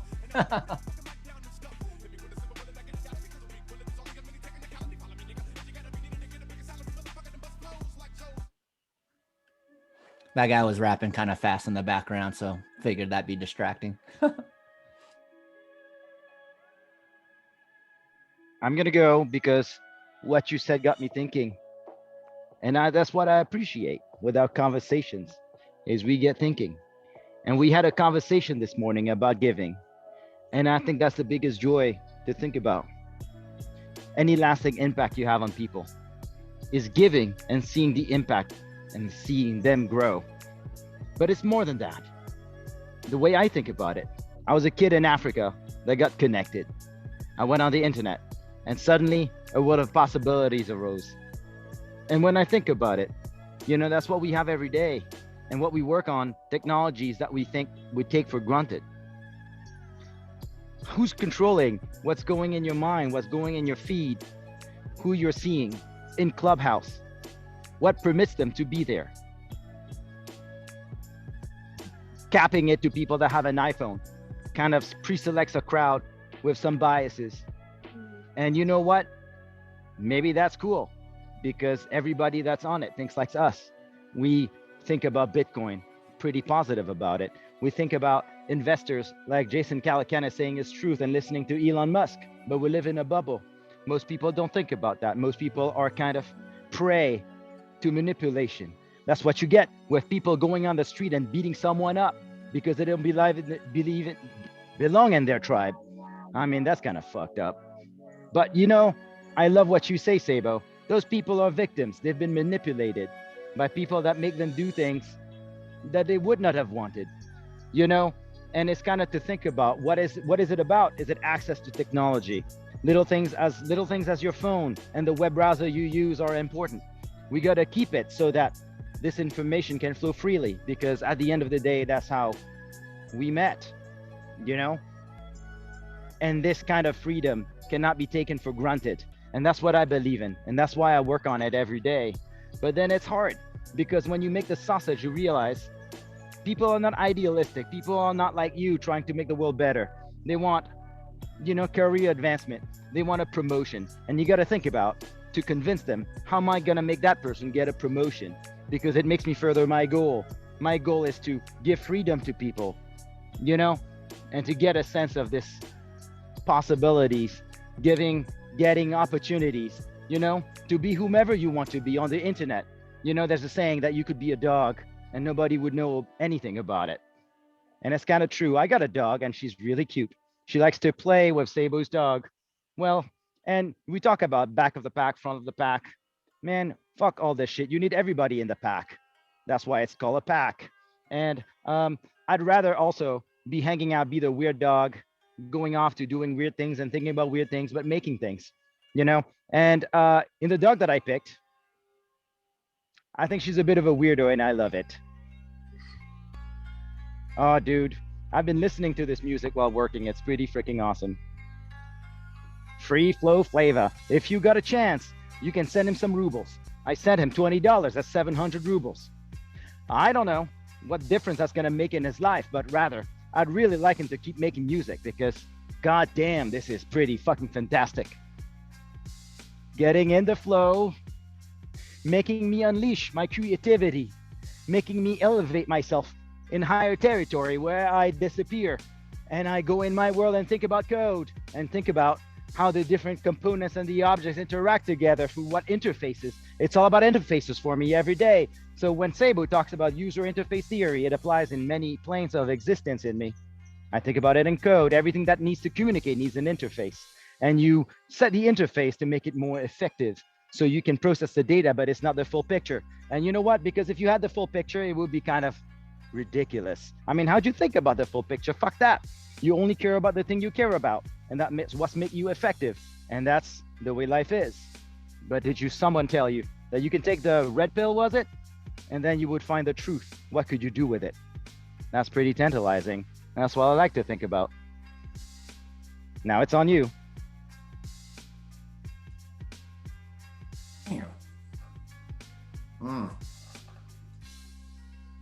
Just the last thing you said about the red pill, and had me think about that.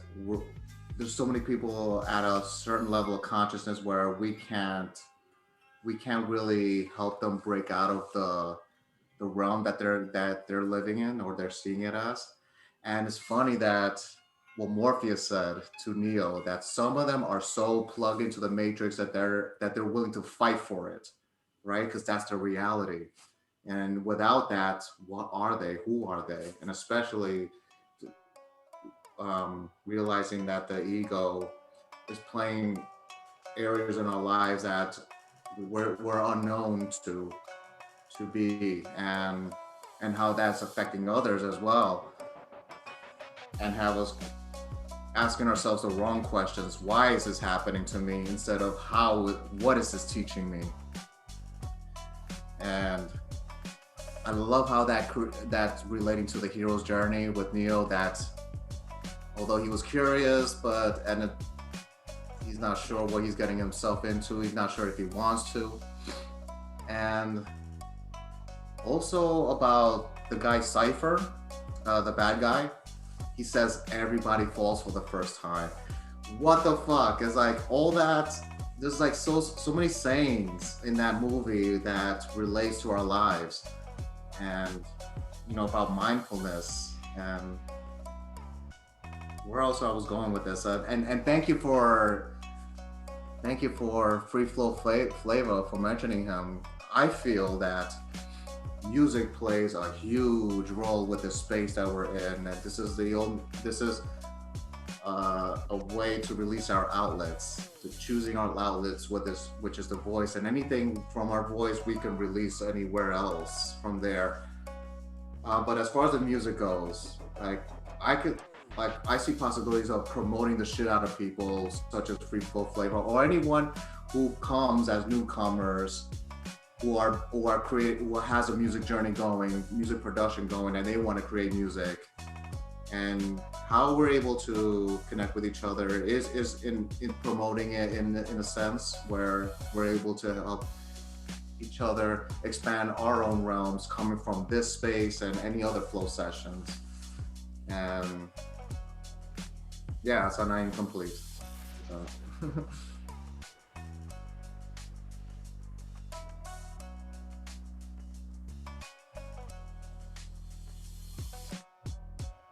I'm not gonna free flow a lot. I just want to start an inquiry. I gotta ask you, would you ask people who you work with? What is it they're about? What's driving them? Why are they doing what they're doing? Would you ask that to people you work with, whom you have to need, you don't need to like them, you just need to be effective together. Would you ask them, and would they tell you what they're about?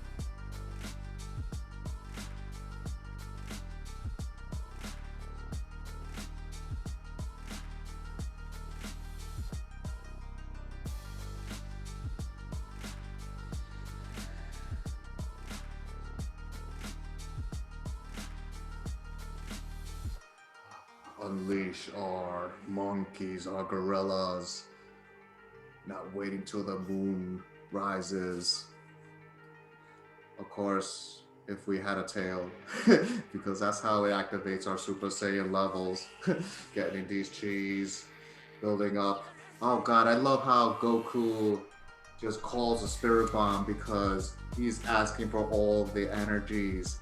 And be vulnerable with me because I'm just as vulnerable. I am open guarded. Anyone can kill me at this moment where I'm just gathering, requesting for all y'all to give me the energy so I can give it back tenfold in abundance. Damn, that's a way of giving by receiving. God damn it, we are breathing. This is the life force that keeps us alive. Oh God, the uncomfortable could not be more enthralled with enthusiasm. Oh God, this is the orgasm that I am flowing, and we are growing. As Raya says, we are here to grow. We are here to transmute the ways so we can go further with it. Going forward, there is no going back unless we choose it, because the memory without the emotional charge is the motherfucking true wisdom. That's how we can let go of the past that puts us in the future. We got a way to detach that and complete with that again.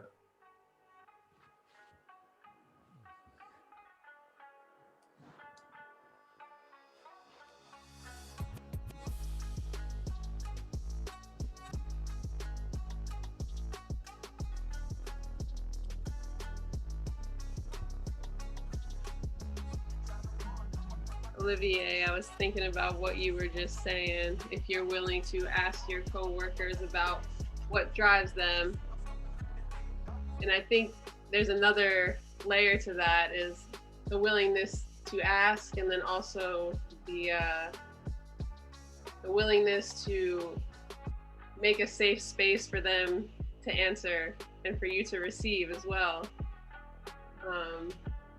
Because you were saying, like, you don't have to like them, but you do have to work with them, be efficient with them. But I think if we really want to get to know people, like, to the depths of their souls and know what drives them and what, like, where's the gold, then we need to set up a container where we all feel safe. Even if we don't like them, we still have to live with them like everybody else on this planet, you know? We're all operating as single parts, but each individual part is making up a whole, and that's happening, like, with literally every single thing, like with one individual, right? And then even within me, like, each individual cell is working as its own organism that is making up everything that is me. And then I'm making up my own individual thing, which makes up my family. And then my family is one individual thing that makes a community. And then my community is one individual thing that makes up a region, and so on and so forth. And I think ultimately people just want to feel safe. They want to feel understood. They want to feel heard. And even if they might be assholes or something, I know all that I can do is just continue to hold from my center and embody the love and the energy that I want to see more of, because it ripples out and then gets sent back to me. So it's that energy of the giving and the receiving, because we all just here and we all just breathe and we all trying to figure out and see what comes of it. And so yeah, I was just having that thought. And then I also was thinking about earlier, see if this new beat comes on, if I could make it more melodical.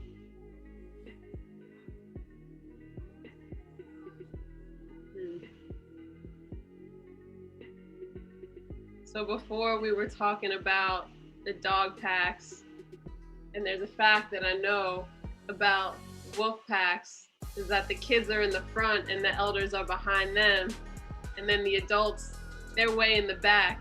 So they let the kids lead the way with their spirit and their play and the curiosity.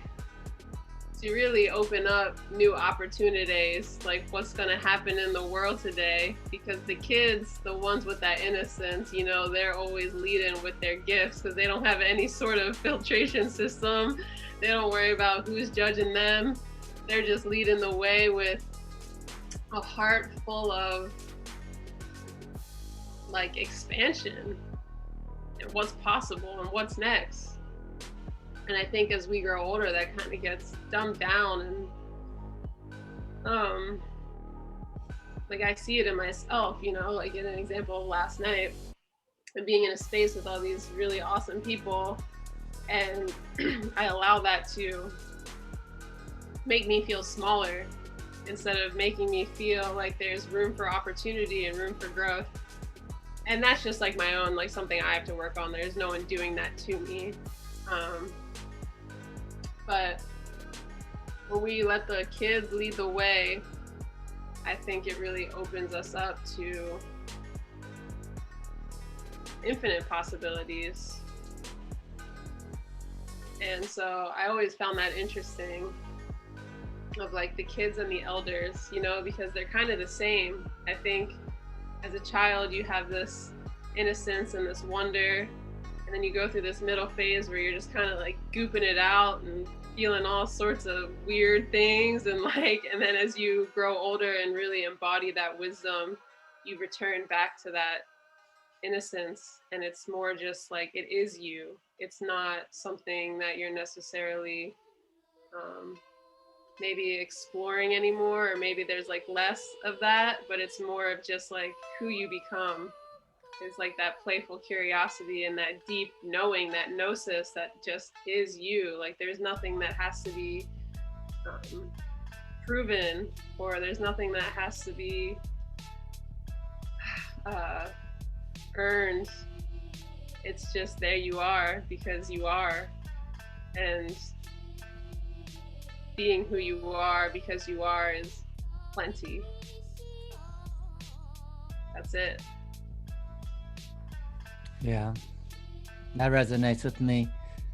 My in-laws live in it's not an assisted living facility, but it's a facility where basically like seniors retire, and there's nobody at the facility that I've ever talked to that was like, you know what, Seibo, I wish I worked more in my life. You know, like everyone is always like, man, I don't know why I dedicated so much of my life so focused on just my professional career. And yeah, you're right. In many ways, you know, what they've realized is what children have realized is life is about doing the things that are important to you and experiencing them, you know, and not being caught up in your head about like where your career is going or what the corporate ladder looks like that you have to climb. And it's funny that, like you said, in the middle, you kind of goop it up where you think you have to get everything together. And then you realize, just like in the clubhouse room, you know, like I know exactly how you felt because no one was there making me feel small, but I made myself feel small. Like, whoa, this dude was like super good. And then I started like getting those feelings in my body, and I was like, holy crap, you know, like, but you're right. You know, no one did that, except it was me putting myself in comparison to someone else versus me doing what we're supposed to do, which is, you know, just speak from our heart. And just like I said to you, you know, like the last share that you did really resonated with me because I could tell it was coming from your heart, but yet that was something I wouldn't allow myself to just go with yesterday. You know, I was thinking, oh, I got to perform. I need to sound a certain way. I was actually practicing like other people's flows, like by myself, you know, going, oh, wait, yeah, that sounds really cool. My stuff sounds super basic. This guy sounds like a little bit more advanced. I'm going to try to rap like that. Then I was like, you know what? That's kind of stupid. So I didn't just jump in, but now I'm going to jump in. It's Sunday. It's our day. We just here to play every day. But sometimes we get kind of serious. We got to kind of make that money. We got to feed our families. But you know what? It won't be funny. It'll taste sweet like honey. life doesn't have to be so stressful, but a little bit of stress is okay, because I know it helps me sharpen my sword. Because when I don't have no stress, I just kind of get a little cocky. I sit on the couch and I'm like, make that money, just stack, G, and I expect it to stack. So that's why sometimes I just kind of lack the discipline to go real far in the business, because every time we start doing really well, I get almost too overconfident. Then I start doing the things that I never did, because you know what, the things that got you kind of successful are the same things you got to do to keep that success going. You can't let your feet off the pedal. But you know what, that's why I got off that game, because I realized in order to maintain, I had to give a part of myself. I wasn't willing to give any more because of COVID. I was home a lot more. I got to see my kids a lot more and discover they were even cooler than I thought they were to be, because every day I get to see them grow just by a little bit. And every day they just make me really happy. I see them, because Olivier got 2 daughters too, and that's like the best thing to ever happen to me, because it made me think about things a lot more deeply, not just from the masculine view. Because my time, people my age, not a lot of people my age like to talk about these things. They just want to talk about their portfolios or their companies or how many exits they've been in, and it's kind of really boring to me. It's hard for me to pay attention when they start saying those things. I start having conversations in my head about how can I remove myself from this meeting, because it's really giving me an ear beating. And these people, I know they're not doing it because they want to make me feel uncomfortable, but they are, because I see them kind of stuck in this other story, the story that I used to be stuck in, even though when I spoke to other people, I would tell them that money isn't that important to me. But I looked at all my actions, and my actions were all about stacking dollars. So I guess what I said and what I did weren't exactly the same things. And this is why I want to bring both those things together, which is what the story I tell myself and the story I tell the world are in congruency with each other. And that's when I feel like I'm in alignment and things start coming easily, and I start making a little progress, which is how I know I'm on the right path now. Things have been easy, and it surprised me really, like, wow, I was like, oh shit, I don't even have to look for customers no more. But I can't get cocky like before and not do all the things, like be disciplined. And sometimes I gotta remember to have fun at the same time, because all work and no play don't make for a fun daddy. Okay, I'm complete.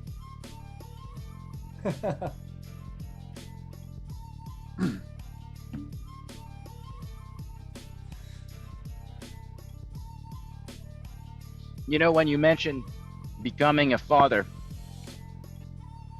it's also been the biggest gift in my life. Life change from being just about myself and my accomplishments. When I was getting a child, it no longer mattered, because maybe it's genetic programming, maybe it's, you know, my upbringing, but I really wanted to give my children the life, perhaps, that I didn't have. But I had a pretty awesome life too, and I'm gonna give that to them too. I think what's important about life is learning how to appreciate the little things, like the little cookies and pretty awesome things, spending time with a family, playing Mario Kart. And it was my birthday, we played Mancala. It was a very nice day. And I think what's important is family, it's connectedness, it's friends. It doesn't have to be biological. I think it's important to share authentically. And when something you said, Raya, about children and old people being the same, having the innocence and seeing what mattered, being the same thing. Looking back, nobody says that they are for lack of working. That's what they would do again if they redid it. I don't think so. And it's very important, because to realize, to without the biases when you're young and think about what you want to do in life. People say they want to be policemen, or they want to be a firefighter or a space pilot, whatever. You know what? At that age, you're like, fuck it, yes, I'm doing it. There's nothing stopping me from it. And you know what? This is you. This is the right now, the moment that you can choose to be who you want to be without those biases. You got to think about, close your eyes and do what you need to do, because that makes you happy. Of course, you realize there's reality, and you got to make do with, you know, atoms and bits and energy. But if you think about it, you still got a lot of agency. You can start to decide what you want to do within the constraints. And we say constraints breed creativity. And that's what it is in life. You don't know what's coming and you just got to do it. Thanks for sharing, because it makes me really fired up about what to do every day. The possibilities that you can choose anytime, any day, right now. Doesn't matter what tomorrow's gonna bring. Sure, you gotta plan ahead for tomorrow, but doesn't stop you to actualize who you want to be today. Ask yourself, who do I want to be, and am I that person today? If not, what the fuck are you waiting for? I mean, seriously, life's too short. You gotta enjoy that cookie.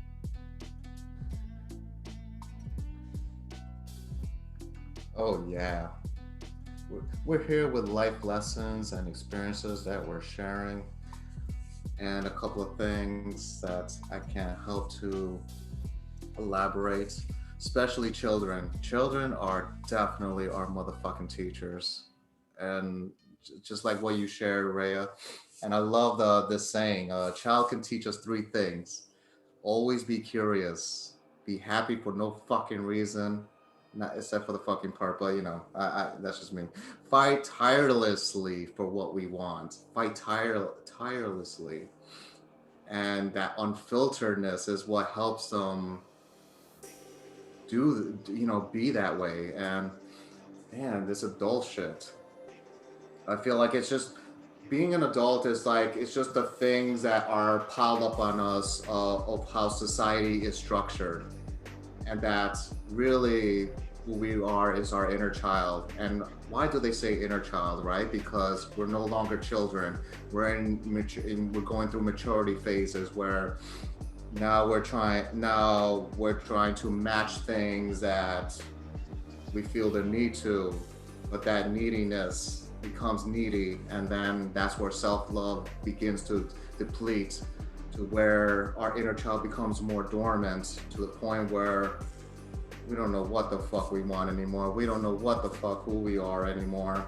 We're just going about life as if that's the way it is, and as that good as it gets. And damn, you cookie eaters. I can't have one till, what is it? I got another 5.5 hours because I'm water fasting. And that's another thing. I love fasting because I'm an emotional eater, and especially after doing some sessions. And I would do that right now. I've been tempted, but I'm just in this space. I want to be organic. I want to fast all the way to appreciate this knowingness while being unknowing, as Tyson, flowing into the unknowingness. We're embracing uncertainty. I'm not sure, there was other things, but I will be complete from there.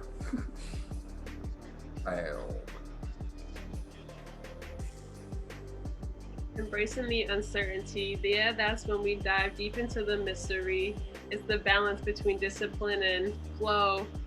Yeah, that's how we get in the zone. That's how we know what's really true, when we can just stream our consciousness and what's true in real time in this moment. And you just gotta step up and own it.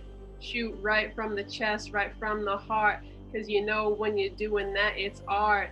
And there's no better place to start than right here, right now. And I really resonate with this.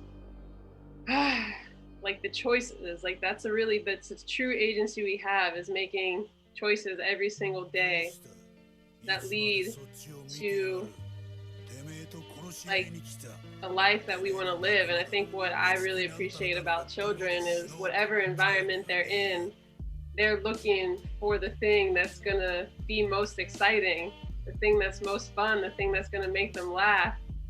And it doesn't matter where they are, that's what they put in their path. That's like what they focus their vision on. And somewhere along the way, it kind of gets just pushed to the back because we have all these responsibilities. We got to do this and do that. But a concept that I really love is finding the magic moment in each day, you know, like at the end of the day, reflecting back and then just asking yourself, like, what was one time today that felt magical to me, that felt whimsical, that felt childlike, that felt mythical, masterful. I recently had an experience with a plant medicine called tepesquite, and it's like the Mayan equivalent to ayahuasca, like DMT. And the experience that I had was just having this realization that, like, I am in a mythical, magical world. I am the fullest expression of my mythical self, of the god or the goddess that we read about in stories. They're not people who were here thousands and thousands of years ago. They're right here living through us as beings, being reincarnated over and over again. And the beautiful thing about being human is I get to shapeshift. You know, I get to be around all of these other gods and goddesses, these mythical human beings, and I get to draw inspiration from them and love them and celebrate them and support them, and kind of do this like data collection of like things that I admire, things that inspire, things that motivate, things that make me want to go higher. And I get to choose in every moment how I want to embody that. And I'm definitely not perfect. There are times that I embody the brat. There are times that I embody the victim. There are times that I embody the sorrow. But any emotion felt all the way through is bliss. There's bliss in pain. There's bliss in discomfort. There's bliss in everything. If we just allow it to be that.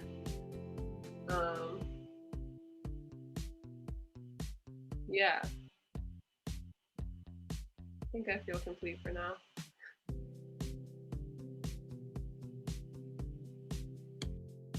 I do often think about, what if we are these omnipotent beings already that we kind of mythologize?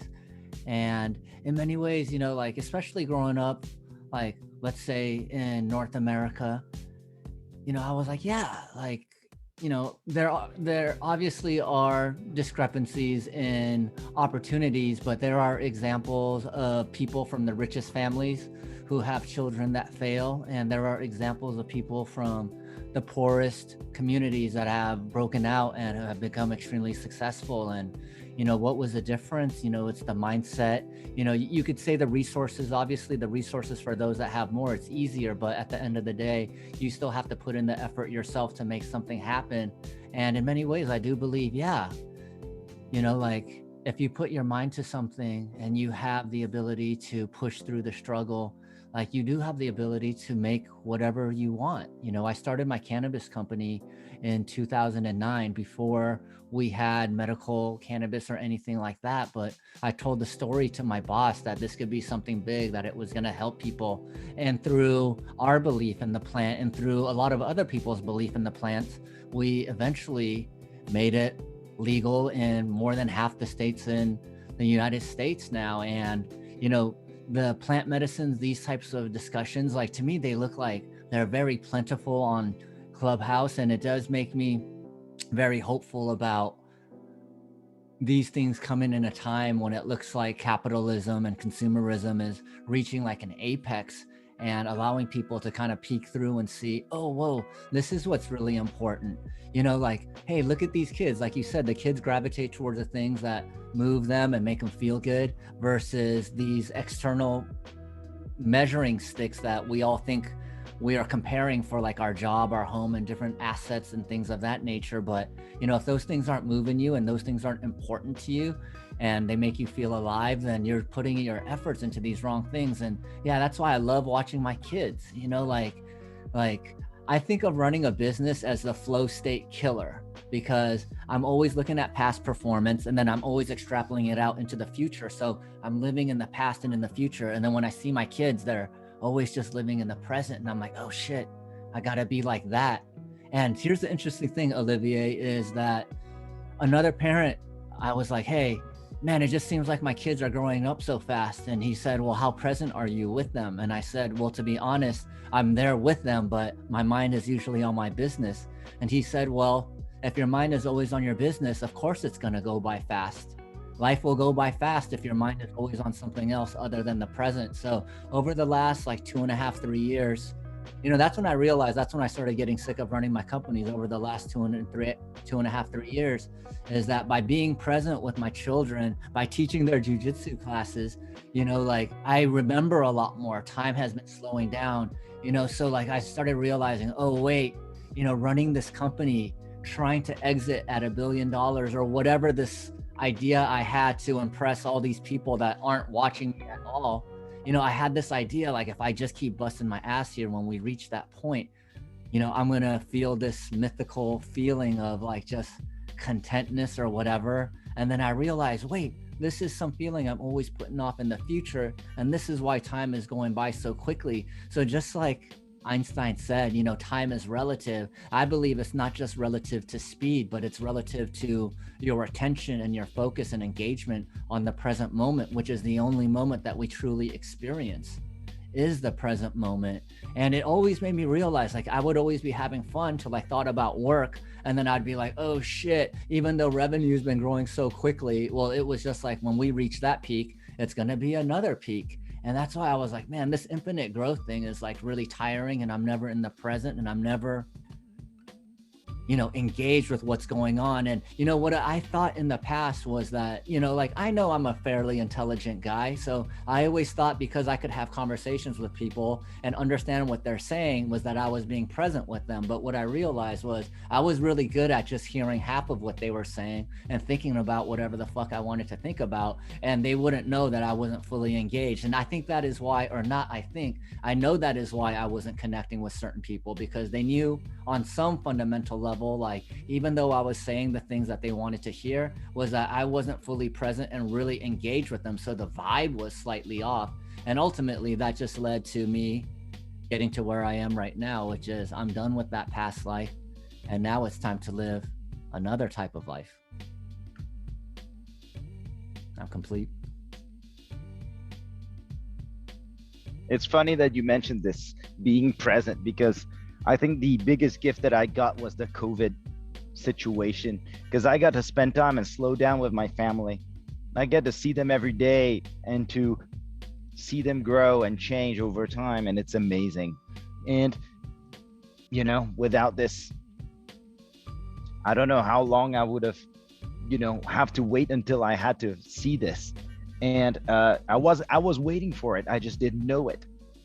It's a yearning I had for that I didn't know. And when I got it, I know it's the shit. And with that, it makes me really happy. And all I can do is be there for people I love. And it's the gift of giving. And it's only also when you receive that you also give. When you receive the presents, even though they made my kids made me presents out of cardboard and paper. And you know what? It's the best shit ever. Because when you look at it, they work so hard at it. It's the gift of giving. And when you receive it, that's also a gift you give to them, because it gives you an opportunity to tell them how you appreciate them. So you take it and you really savor it. You really enjoy it. And by taking, you also give the gift of giving. And that's what I want to teach my kids, is to keep giving. And it's to give to other people, but also to give to themselves, to be kind to themselves. Because, life is not necessarily kind. Life is just life. It's not kind or mad or mean or whatever. Life is life. And well, you can change it. But what you can do is, change your impression of it. Life happens. You look at it and you make a choice. Do I choose to be happy? And so I choose to see life in a way that's pragmatic, but also very true. And I think being true to yourself is kind of important. I realize when you're trying to hire and recruit people to join your company, your venture, or whatever it is, like riding your bike, you got to sell it. You can't say, well, that's going to be rough, so better not try it. That's kind of a terrible thing to say, to tell someone. You got to sell it. And I guess that's why it's a very important skill, even if you have nothing to sell, but you need to communicate. It's a user interface. When you create a sales environment, it's an inviting environment because people can sense dishonesty. People can really sense when people are not being genuine because who they're fooling. However, sometimes people decide to not listen to their intuition. And that's kind of the trouble, is that being an adult makes you think about being analytical. But sometimes you got to put the intuition and, really make them work together. Because who we're fooling? Life is fooling us every day, and we like being fooled. That's why we like to watch Netflix and imagine that we're living in outer space in the future, not living in the present. If it's habitual, I can't say the word. Sorry, I speak French. Habitual. There we go. If it becomes habitual, watching Netflix and forgetting about every day, making an escape. I smoke weed. I used to smoke weed a lot to escape. No longer. I smoke weed to enhance and to change my vision on reality because it's still there. I use it to see more clearly. I don't use it to escape anything because what you want trying to escape, life is worth living. You got to take advantage of it. We're talking about responsibility. If you go too much into escapism, what the fuck are you doing with reality? And it's okay to go through escapism because everybody needs to go in that space to let ideas brew and germinate.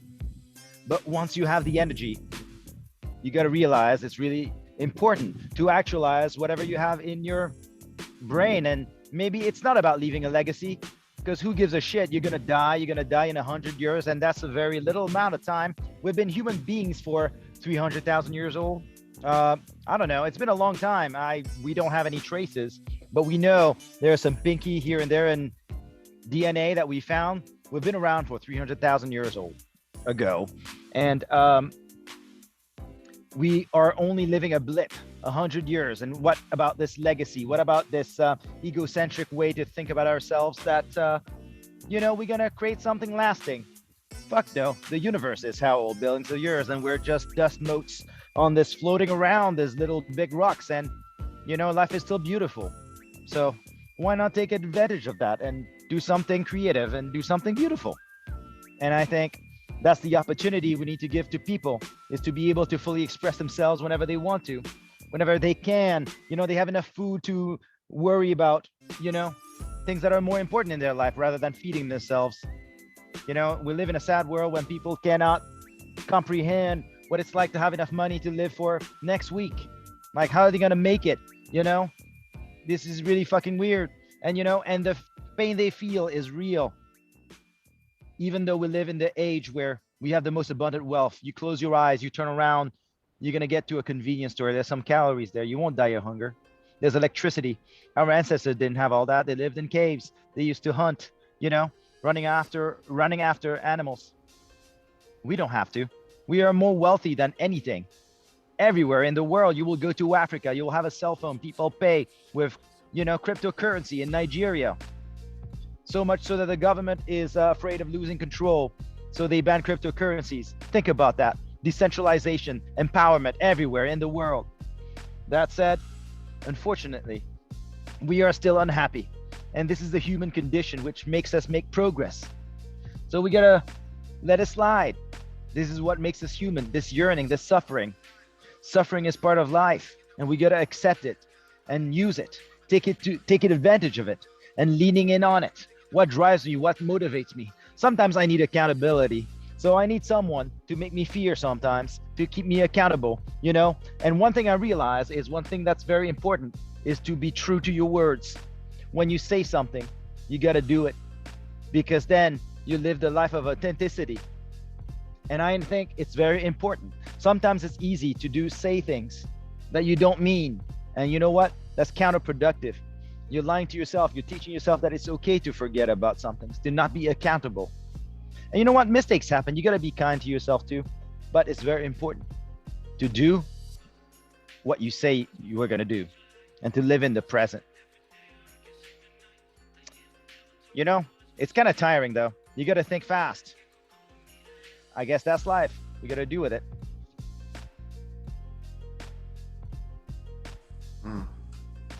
Thank you, Olivier. And I'm just here wondering, what can I share about and relate with?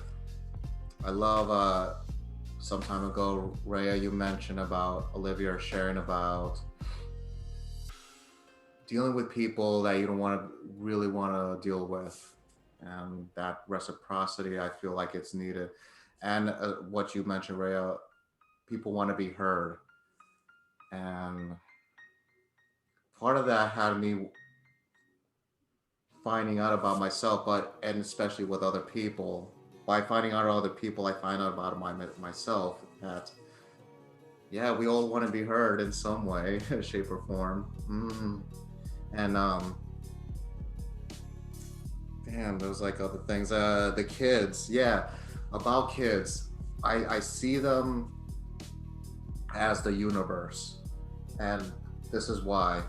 My last date before who I'm with now, she told me that she chooses the words differently as the way of a law of attraction. Instead of telling her kids to do not run because they're like the universe, they only respond to yes. So they're gonna think about that word running, let alone not, right? So instead of that, she'll tell them go slow by choosing the correct words and them responding as yeses as the universes. That's a great way of seeing kids being our teachers, that what we're saying to ourselves and what we're bringing out and how we're being is what we're attracting. And another thing, I couldn't help Raya, you were at like such an angle for a while that all I thought your shirt said was flow, and then I'm seeing flower to the whatever to the yeah. So it's like, wow, all that I wasn't seeing all that. You were just like this and like just flow, and like wow, I felt like there are no accidents in this motherfucking place, that we call life. My gosh, and escaping. I think I have some form of tendency with that. Besides the creativity when I get elevated. But then there's the cons where I can't get the munchies, and it's all up to me to choose not to eat because of what my body's feeling. Only what my body's feeling, which is going in waves, and only because I'm under the influence. But there are times, yeah, where I'm attached to where I hold on to a sexual urge, actually. And that's where I'm going pretty deep. I didn't even mean to be, but yeah. And I think I'm just afraid to let go of how my sex drive used to be when I was when I was in my 20s. And I'm getting older, and I think I am afraid to let that go because I'm evolving. Hopefully that makes sense. And so there are times, yeah, I want to feel like I'm a rabbit again, but with all the creativity and just relaxing all at once. And what else? Gosh, there's other things, but I think that's it for now. I'm complete for now.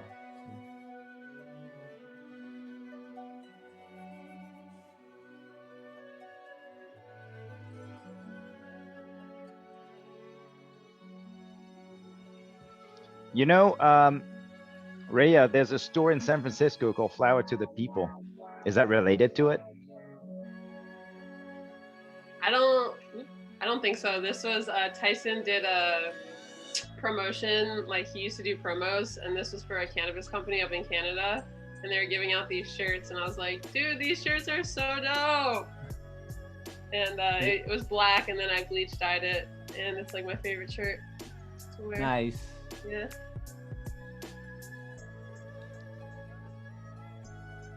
Yeah, what's coming up for me, Omar, when you speak about evolving, is the best thing that I can do for myself is to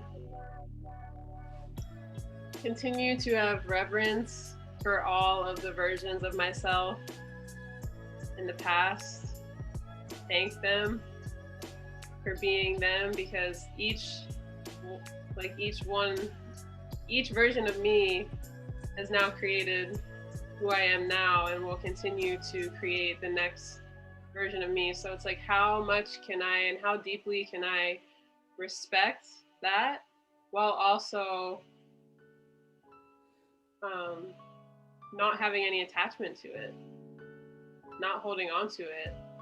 There's so many times where I get down on myself because I think back to the good old days when I was just crushing it and, you know, like living the dream life and had everything that I wanted. And I feel like in the last few years I've been in flux and I've been in transition, and I'm realizing that life is just one big transition, you know, and I'm only going to cause more pain and more suffering by comparing myself to, like, let alone everybody else, but comparing myself to who I was in the past, even though, you know, I'm just trying to be 1 degree better every day. So in that sense, I do want to compare myself to myself, but like Olivier said, like, life is just life, you know? There's no planning for it. We could try, but in reality, we just gotta be light on our toes, because every day we don't know. We just gotta wake up and say, like, how can I greet each moment with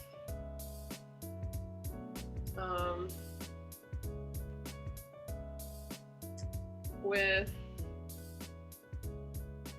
the word I'm looking for? With agency, again, going back to choice. And you know, Olivier was saying earlier that, like, you know, we only live 100 years and we are only a blip in time. And so in a way, it's like, I can look at that 2 ways. Like, one way is that I don't matter at all, because I'm just like this little blip in the system that's like a little piece of dust that's just like, but I can also look at it is that even though I don't have control, I have influence. And so everything that I do, every choice that I make is not only influencing myself, but it's influencing the world around me. And I never want to act in such a way where I look at, you know, such the big picture where it feels overwhelming and I feel, you know, so minuscule that it doesn't matter. Because if everyone thought that way, then there would be no progression, there would be no change. And so I personally just like to remind myself that even though I don't have control, I do have influence. I have influence over myself, I have influence over the people around me, I have influence over my future children. And so what kind of world, like, how are we influencing? How are we influencing our minds, our bodies, our souls? Because every little step, every little choice that we make is leading to something that we will never truly comprehend.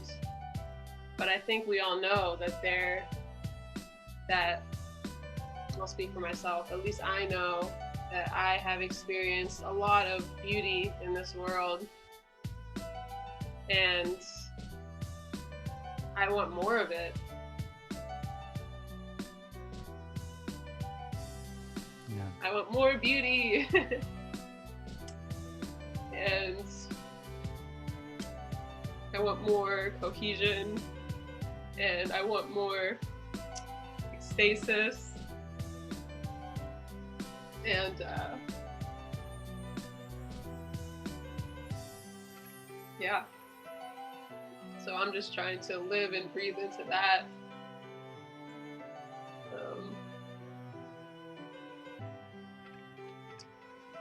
But that's not always easy either. But it's definitely interactions like this, these little moments in time where I have this opportunity to sit in a room with 3 other people that I barely even know, and feel really held and feel just like so beautiful. I feel beautiful. I see beautiful.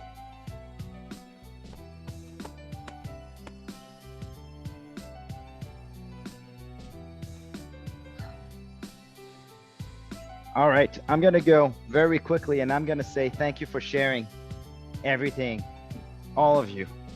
It's pretty awesome to meet you. And even though we don't know each other in person, well, I know at least one of you, but in person. But however, I gotta go. And it was really awesome sharing with you and being with you. Thank you for having me. Thanks, Olivier. Thank you, Olivia. Yeah. Thanks for sharing that, Raya. You know, there was a lot of things that you said. I found myself like wanting to write down notes, but then at the same time, I was like, just keep listening, just keep listening. You know, but yeah, it's funny about your past selves. I'm very hard on my past selves, but you're right. You know, without my past self, I can't get to this version of myself. And how can I show reverence to the past versions, but also still have this desire to want to improve? And you know, it's a tricky thing. And that's why sometimes I think, you know, what is the right answer? Is there a right answer? And what I've come to realize is there's always a right answer for the context of the situation, but there is always multiple right answers. And the right answer for Omar might not be the right answer for me, might not be the right answer for you. And it all depends on how we grew up and our life experiences and, you know, where the people are and how they can meet us. Because, you know, I come from a very conservative Asian community where weed is like heroin and cocaine, you know? So to many, I'm like I'm like Beelzebub reincarnated, you know? And then to others that are open to it, it's like, all right, you know, we finally have someone here that is talking about cannabis in an intelligent way. But, you know, when you start talking about psychedelics and its ability to open you up and heal you, you know, like that's when, you know, there's almost no one from my community that's open to that. And, you know, it's interesting. What I realized was it's hard to throw them into the deep end when they're not even used to talking about their feelings, you know, without taking entheogens and things of that nature. So it made me have to take a step back and think about, you know, how did I learn about this? You know, someone told me about DMT being like the spirit molecule before I ever consumed cannabis. Well, I remember this guy showed me DMT when I was in college back in, believe it or not, 1996. And he told me that every time you do DMT, you have a choice whether to stay in the spirit dimension or to come back to the physical dimension. And I was like, you're gonna smoke that? I was like, I'm definitely not ready to experience anything like that. You know, I just want to get munchies and make some cornbread and, you know, eat and watch Wizard of Oz, you know? And ultimately, what I've come to learn is, you know, we all have our own path. We all have the things that we have to learn. And yeah, you know, as much as I'd like life to be easy, well, I realize when life is easy, I don't learn anything. But I also don't want life to be immensely stressful.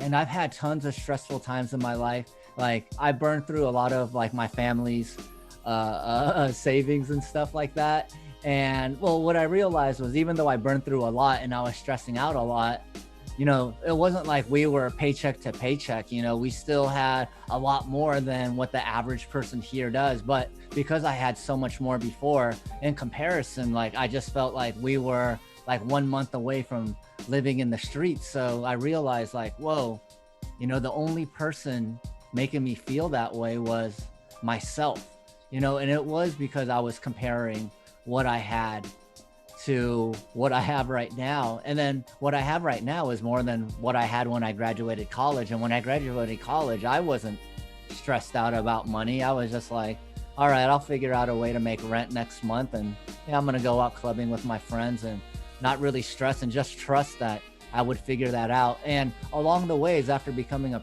parent, you know, like I felt like just trusting that things would work out was super irresponsible. And that's when I started like getting back in my head, planning, and quite honestly, just over planning, you know?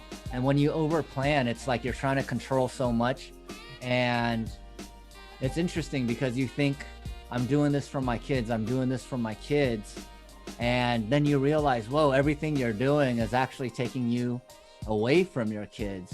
And ultimately, that's why I decided that, you know, now was the time to make a career change. And this has been like the 4th career change that I've had. And that's what I've come to realize is like, yeah, we talked about change being this constant.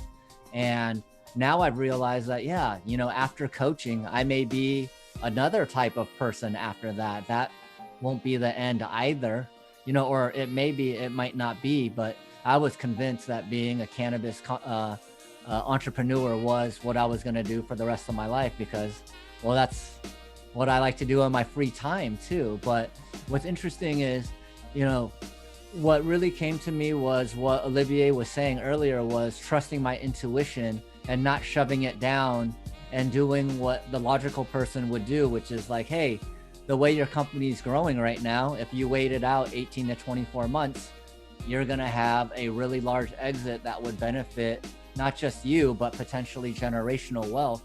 But what I come to realize also is generational wealth is some weird story that I think we tell ourselves now to allow ourselves to kill ourselves at work. You know, it's like, well, wouldn't my kids want to figure out their own path and take care of their own way, not like me just hand them something, like, and actually like robbing them of the opportunity to pave their own way. Because my father was also a CEO and he wanted me to take over his company, which, you know, I think from a security standpoint would have been the safest thing for me to do. But I think that he knew I wanted to be my own man. And I'm assuming most people want to figure out things with their own path.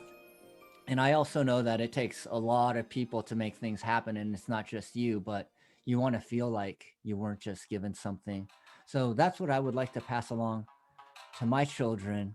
And yeah, you know, it's funny because as Olivier said, you know, like sometimes you need a little bit of push.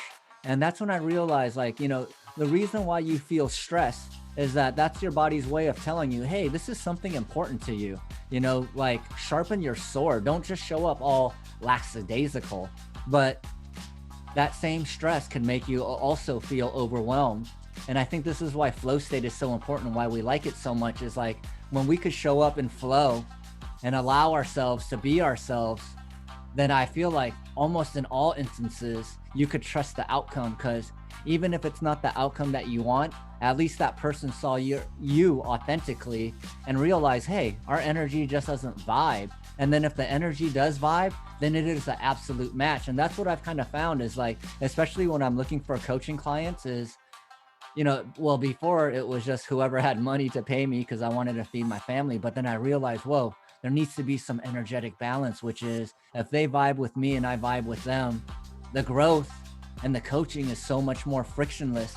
And that's where my time should be spent, is not trying to make a square peg go into a square hole or into a round hole. It's to find round pegs, you know, and grease it up and help them get that lubrication they need to get into flow. So thank you.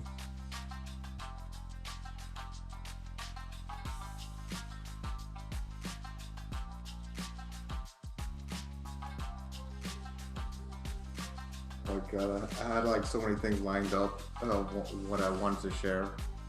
It's all blank now. But thank you, Seibo, for sharing that, because that's also an inspiration to me to hone in on what makes me happy. And I loved our conversation with our one-on-one. And from there, I just kept thinking about Dr. Joe Dispenza, because that's what you kept bringing up about what I'm trying to go after, whatever it is I'm going after.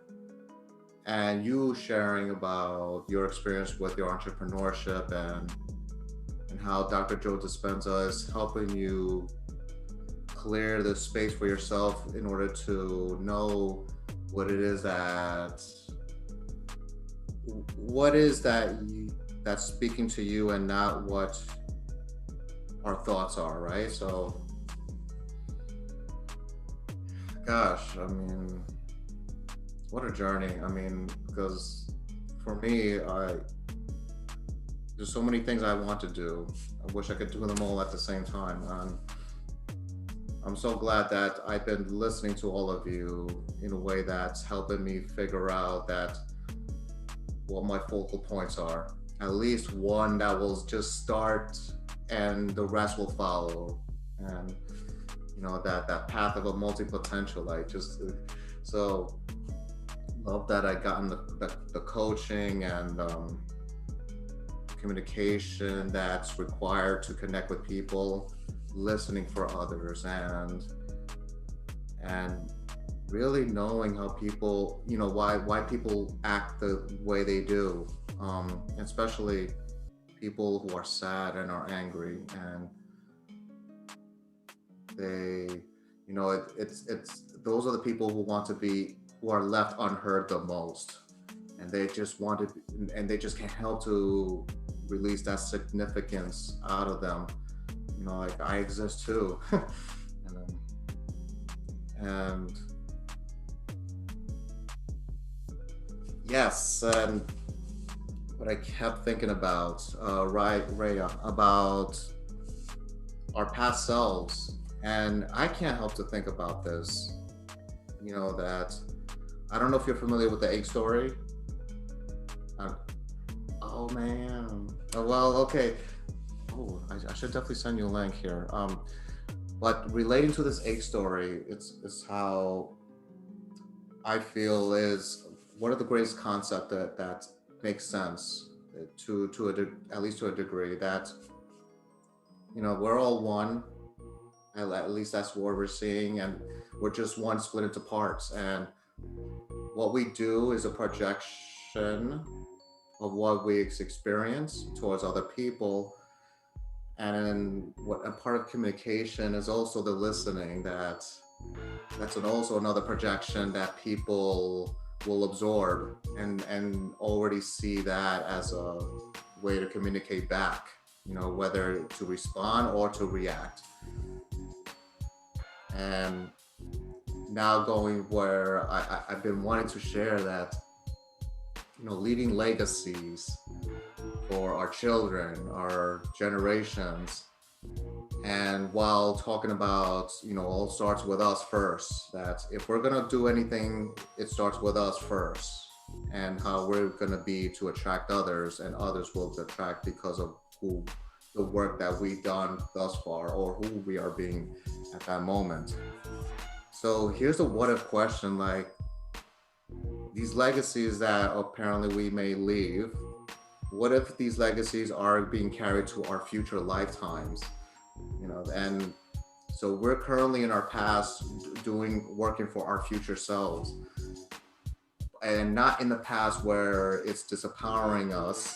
It's not those memories where it's carrying on our futures, because those are memories that are just memories, and what carries itself is the emotional charge, which in practice needs to be detached in order for us to get clear of whatever it is that we communicate out of love. Fucking unconditional, fucking selfless love. That journey itself is learning to love what's out of love, and especially not just from ourselves, but knowing people, knowing that they're out of love and loving them anyway. And just like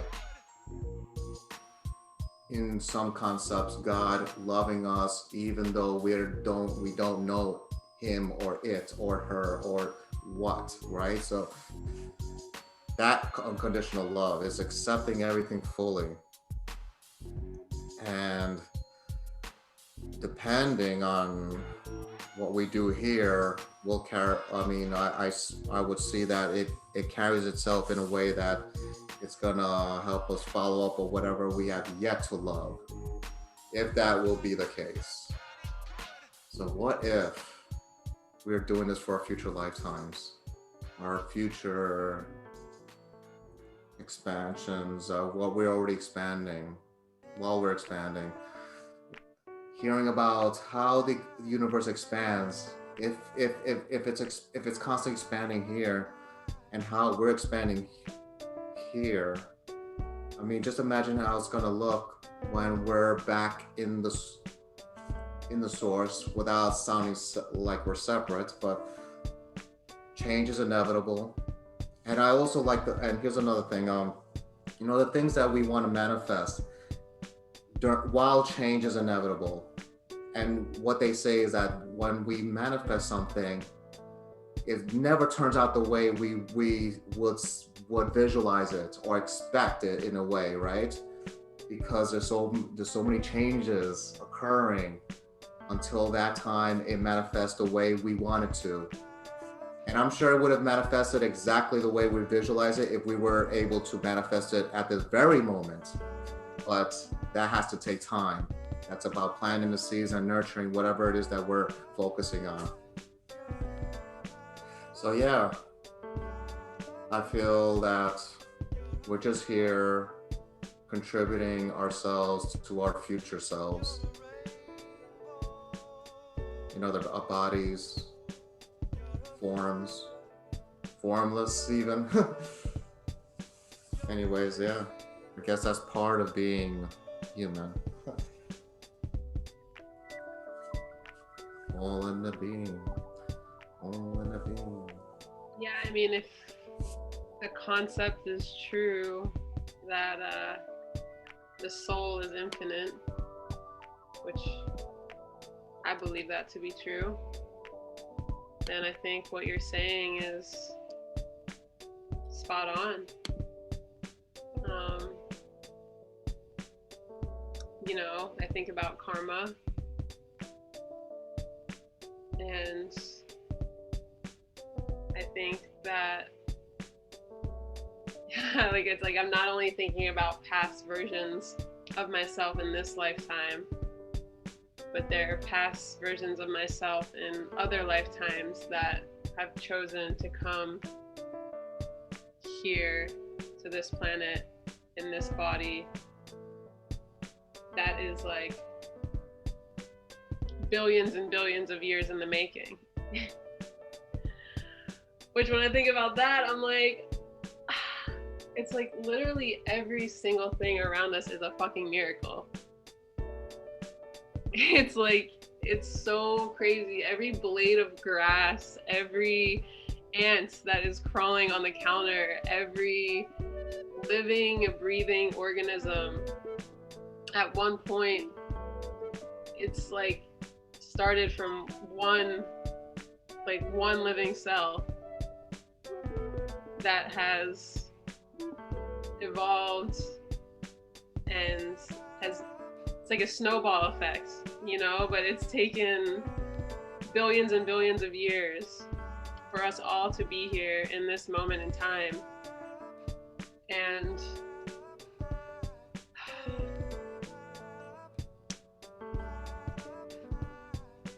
I'm really grateful that like I am so connected to that, but I think at the same time, like it just makes me feel so big, like so often. And I think at times I judge myself for that, like being super emotional,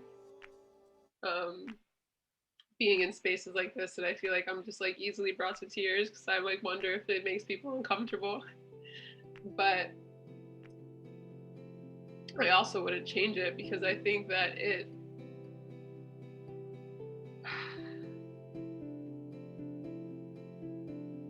allows me to like redefine what success means. And I get a lot of joy in knowing that in my short period that I've been living, I just turned 30 a few weeks ago. I really believe that I've experienced more beauty, more joy, more connection in my life than probably a lot of people will in their lifetime. And, you know, I struggle monetarily. I don't have like a solid financial, you know, job or you know, I don't have a 401k, or I don't even have insurance. And, you know, I think sometimes the people around me judge me for that. But I also wouldn't fucking change a thing.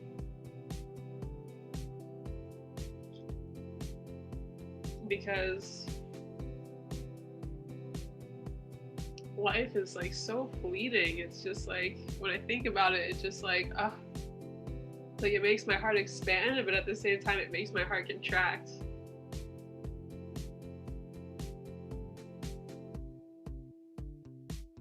Because it feels scary. And it also just feels so perfect all at the same time. And so I think really what it all comes back to is like the journey within self, you know? Like I think about what Seibo is saying, and like, I'm not a parent yet. I don't know if I ever will be, but I imagine that there's like this tremendous pressure to, you know, act in such a way where you make them feel safe and you make them feel comfortable, and you want to protect them from all of the things that goes on in this world. But I think ultimately the best thing that we can do for each other is to continue following our bliss, following our excitement, following our righteousness, following our love, because like to me, like that is what is gonna continue to raise the vibration of this planet. It's like the embodied action. And you know, like humans are resilient, and I think we have to give ourselves more credit. You know, I always try and like protect myself from pain, and protect myself from hurt, and protect myself from like the future of like things that haven't even happened yet. And then I have to remind myself that like every single thing that I've experienced, I've endured, and I've made it through. And yeah, like no matter what I experience, like I'm gonna get through it, and it's all gonna be okay. Whether it's okay in an instant or whether it's okay in a lifetime, like there's gonna be a point where it comes back around. And yeah, I think it's just being an appreciation of the cycle, the cycles of life, and that we are always in flux, and that we are nature. Like it is not separate, it is the same. You know, I am earth, wind, fire, and water all wrapped up in this little package, just experiencing life through these eyes, with this brain, with this heart. And I am no different than that tree that I see out my window or that, you know, that dog walking down the street. It's, we're all here, you know, walking the balance of like doing the best we can, yet also knowing that there is always better. And I think when I mean better, I mean like, you know, being like that 1 degree better of me every day in a way that I feel like, I'm just like embodying the type of energy, the type of frequency, the type of vibration that I wish to see more of in this world. Yeah, I love that. You know, I mean, I understand, like, when you talked about being 30 and your friends have 401ks and just living a different type of life. And ultimately, kind of what I've seen is, you know, I took the other path, but I had friends that took your path. And what's interesting is now at the age of 44, it's like both people are now switching and learning the other things. You know, the people that took the corporate path are learning like, how do I actually enjoy life? And the people that were like really enjoying life are building the structure to like have a more, you know, kind of structured professional career, you know? So I believe that these are just kind of like the life lessons that you need to learn. in general, and whatever order you do it in, it's irrelevant. It's that you have the experience of learning that. And you know, what's interesting is the people that do have the financial security, you know, I always thought, oh, once you have financial security, then you have like no stress in your life. But what I found is, oh wait, when you have all the financial security and you're not happy, you're like, oh, whoa, what I'm doing isn't the thing that I thought makes me happy, because I reached my goal. I'm still a tech guy. I'm not feeling happy. So I started being a cannabis guy. And then going through the last 7 years as a cannabis entrepreneur, you know, the last 3 years have been really good to us. And, you know, I also realized like, whoa, you know, I thought, oh, it was a type of business that I was doing that wasn't really filling me up. So if I do cannabis in business, it's really going to make me feel complete. And for a portion of time, it did make me feel complete. But I think when we started having, well, we don't have federal legalization yet, but in my mind, it's all but just a matter of time before that happens. So I believe there was a portion of me that when it was only 2 or 3 states that had medical, I was very motivated to work in this. And now that that's kind of gone, and this has become like any other industry where, yeah, the people that have the biggest investors are the ones that are doing the best. And well, all the people that went to jail, they're no longer like having their small little boutique brands, and they're not even in the game anymore, you know? So then I realized, yeah, you know, we just keep evolving. And yeah, this other thing that kind of came to me when you were talking about our souls was I recently stumbled upon this concept called the Law of One. And actually here's a link to the Law of One, a bunch of videos, but it's a really interesting concept of how our souls work. And they say there's 7 densities of consciousness. The first density is you're just like a rock or a mountain, and you just are existing. Then the second density is when you become like a plant or an animal. So you have like a fixed firmware of like how you're going to experience life. And the third density is where humans are right now, which is we get the introduction of free will. We get to decide what's right or wrong. And after the third density, well, there are 7 densities. After the third density is the love density, where you start separating from your ego. But what's really interesting about this concept is when you graduate from 6th density to 7th density, it says that you've completed the mission of learning wisdom and love. And in the journey, you have to be a Hitler. You have to be a Donald Trump. You have to understand what the darkness is in order to really understand what the light is. And it started making me like kind of view these things in a different way. But what's interesting is when you get to the 7th density of consciousness, it says you return to the creator and another big bang happens. And then there's another 7 layers that you go after. But this dimension has like a different set of physics, a different set of laws, so that the experiences are different. And the whole idea is that the infinite creator is re-experiencing the universe through all of us individually, and all the different experiences we have ultimately are for us to learn about the vast amount of experiences possible in the universe. And to me, yes, the egg story as well, you know, it's comforting, and also intuitively it sounds and feels most right to me that this is why we exist. This is why every culture has like, you know, God made us in his image. We are all one. And like, there's like the biblical like flooding story. There's the Adam and Eve story that also appears in almost every religion. And that's when I realized, oh wait, there must be some unifying story here. And yeah, so the Law of One actually is a 6th density consciousness that was channeled by 3 mediums 150 times, telling the story of why we're here in existence and why our consciousness has to experience all these different things to elevate. And ultimately, what is it all about? Well, it's to experience the vast range of experiences that we have. And we only have 5 senses in the 3rd density.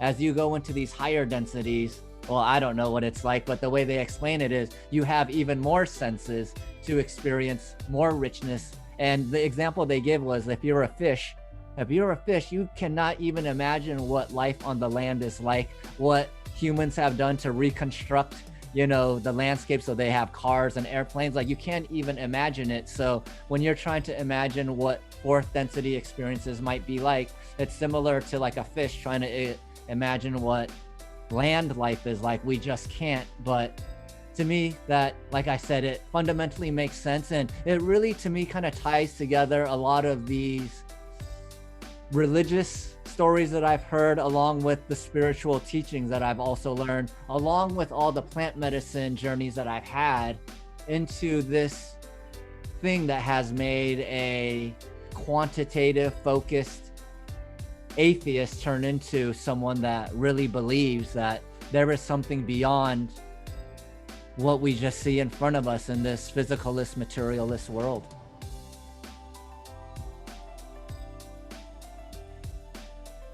Yeah, at one moment in time, I was God's greatest fantasy. You know, like, there was a moment in time where he, she, it wanted to experience life so badly through me that they created me. And that's true about each individual person, you know, like, at one moment in time, we were all God's greatest fantasy embodied, like, here on this planet.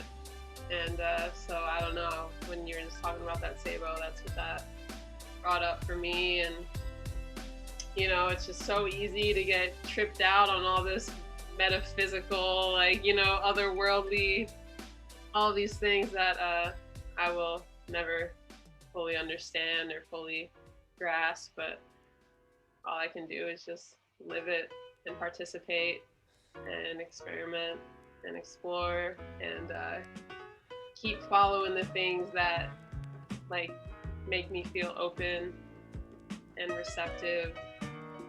And yeah, experiences like this make me feel that way. So thank you. Yeah, thank you. And you know what you just said reminded me of a few years ago. I had this really, really powerful DMT journey, and I met a spirit that told me that, he said, Seibo, you know, like, look, this is great that you're doing all this meditating, that you're trying to transcend a lot of these physical needs that you have, but he said, that's not your point of living in this 3D world. He goes, it's okay to eat a Philly cheesesteak every once in a while.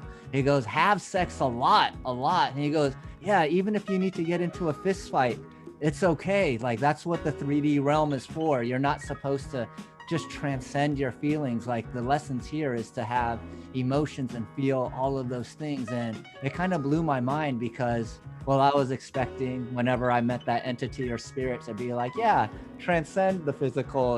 But it was actually saying, no, you know, like, all of this that you're doing, it's fine. It's good. It's good that you're improving, but don't forget that you're in a 3D physical world to do physical things. So make sure you still do physical things. And the funniest thing was, like, have sex with your wife. So I was like, all right, I got it. I'll do that.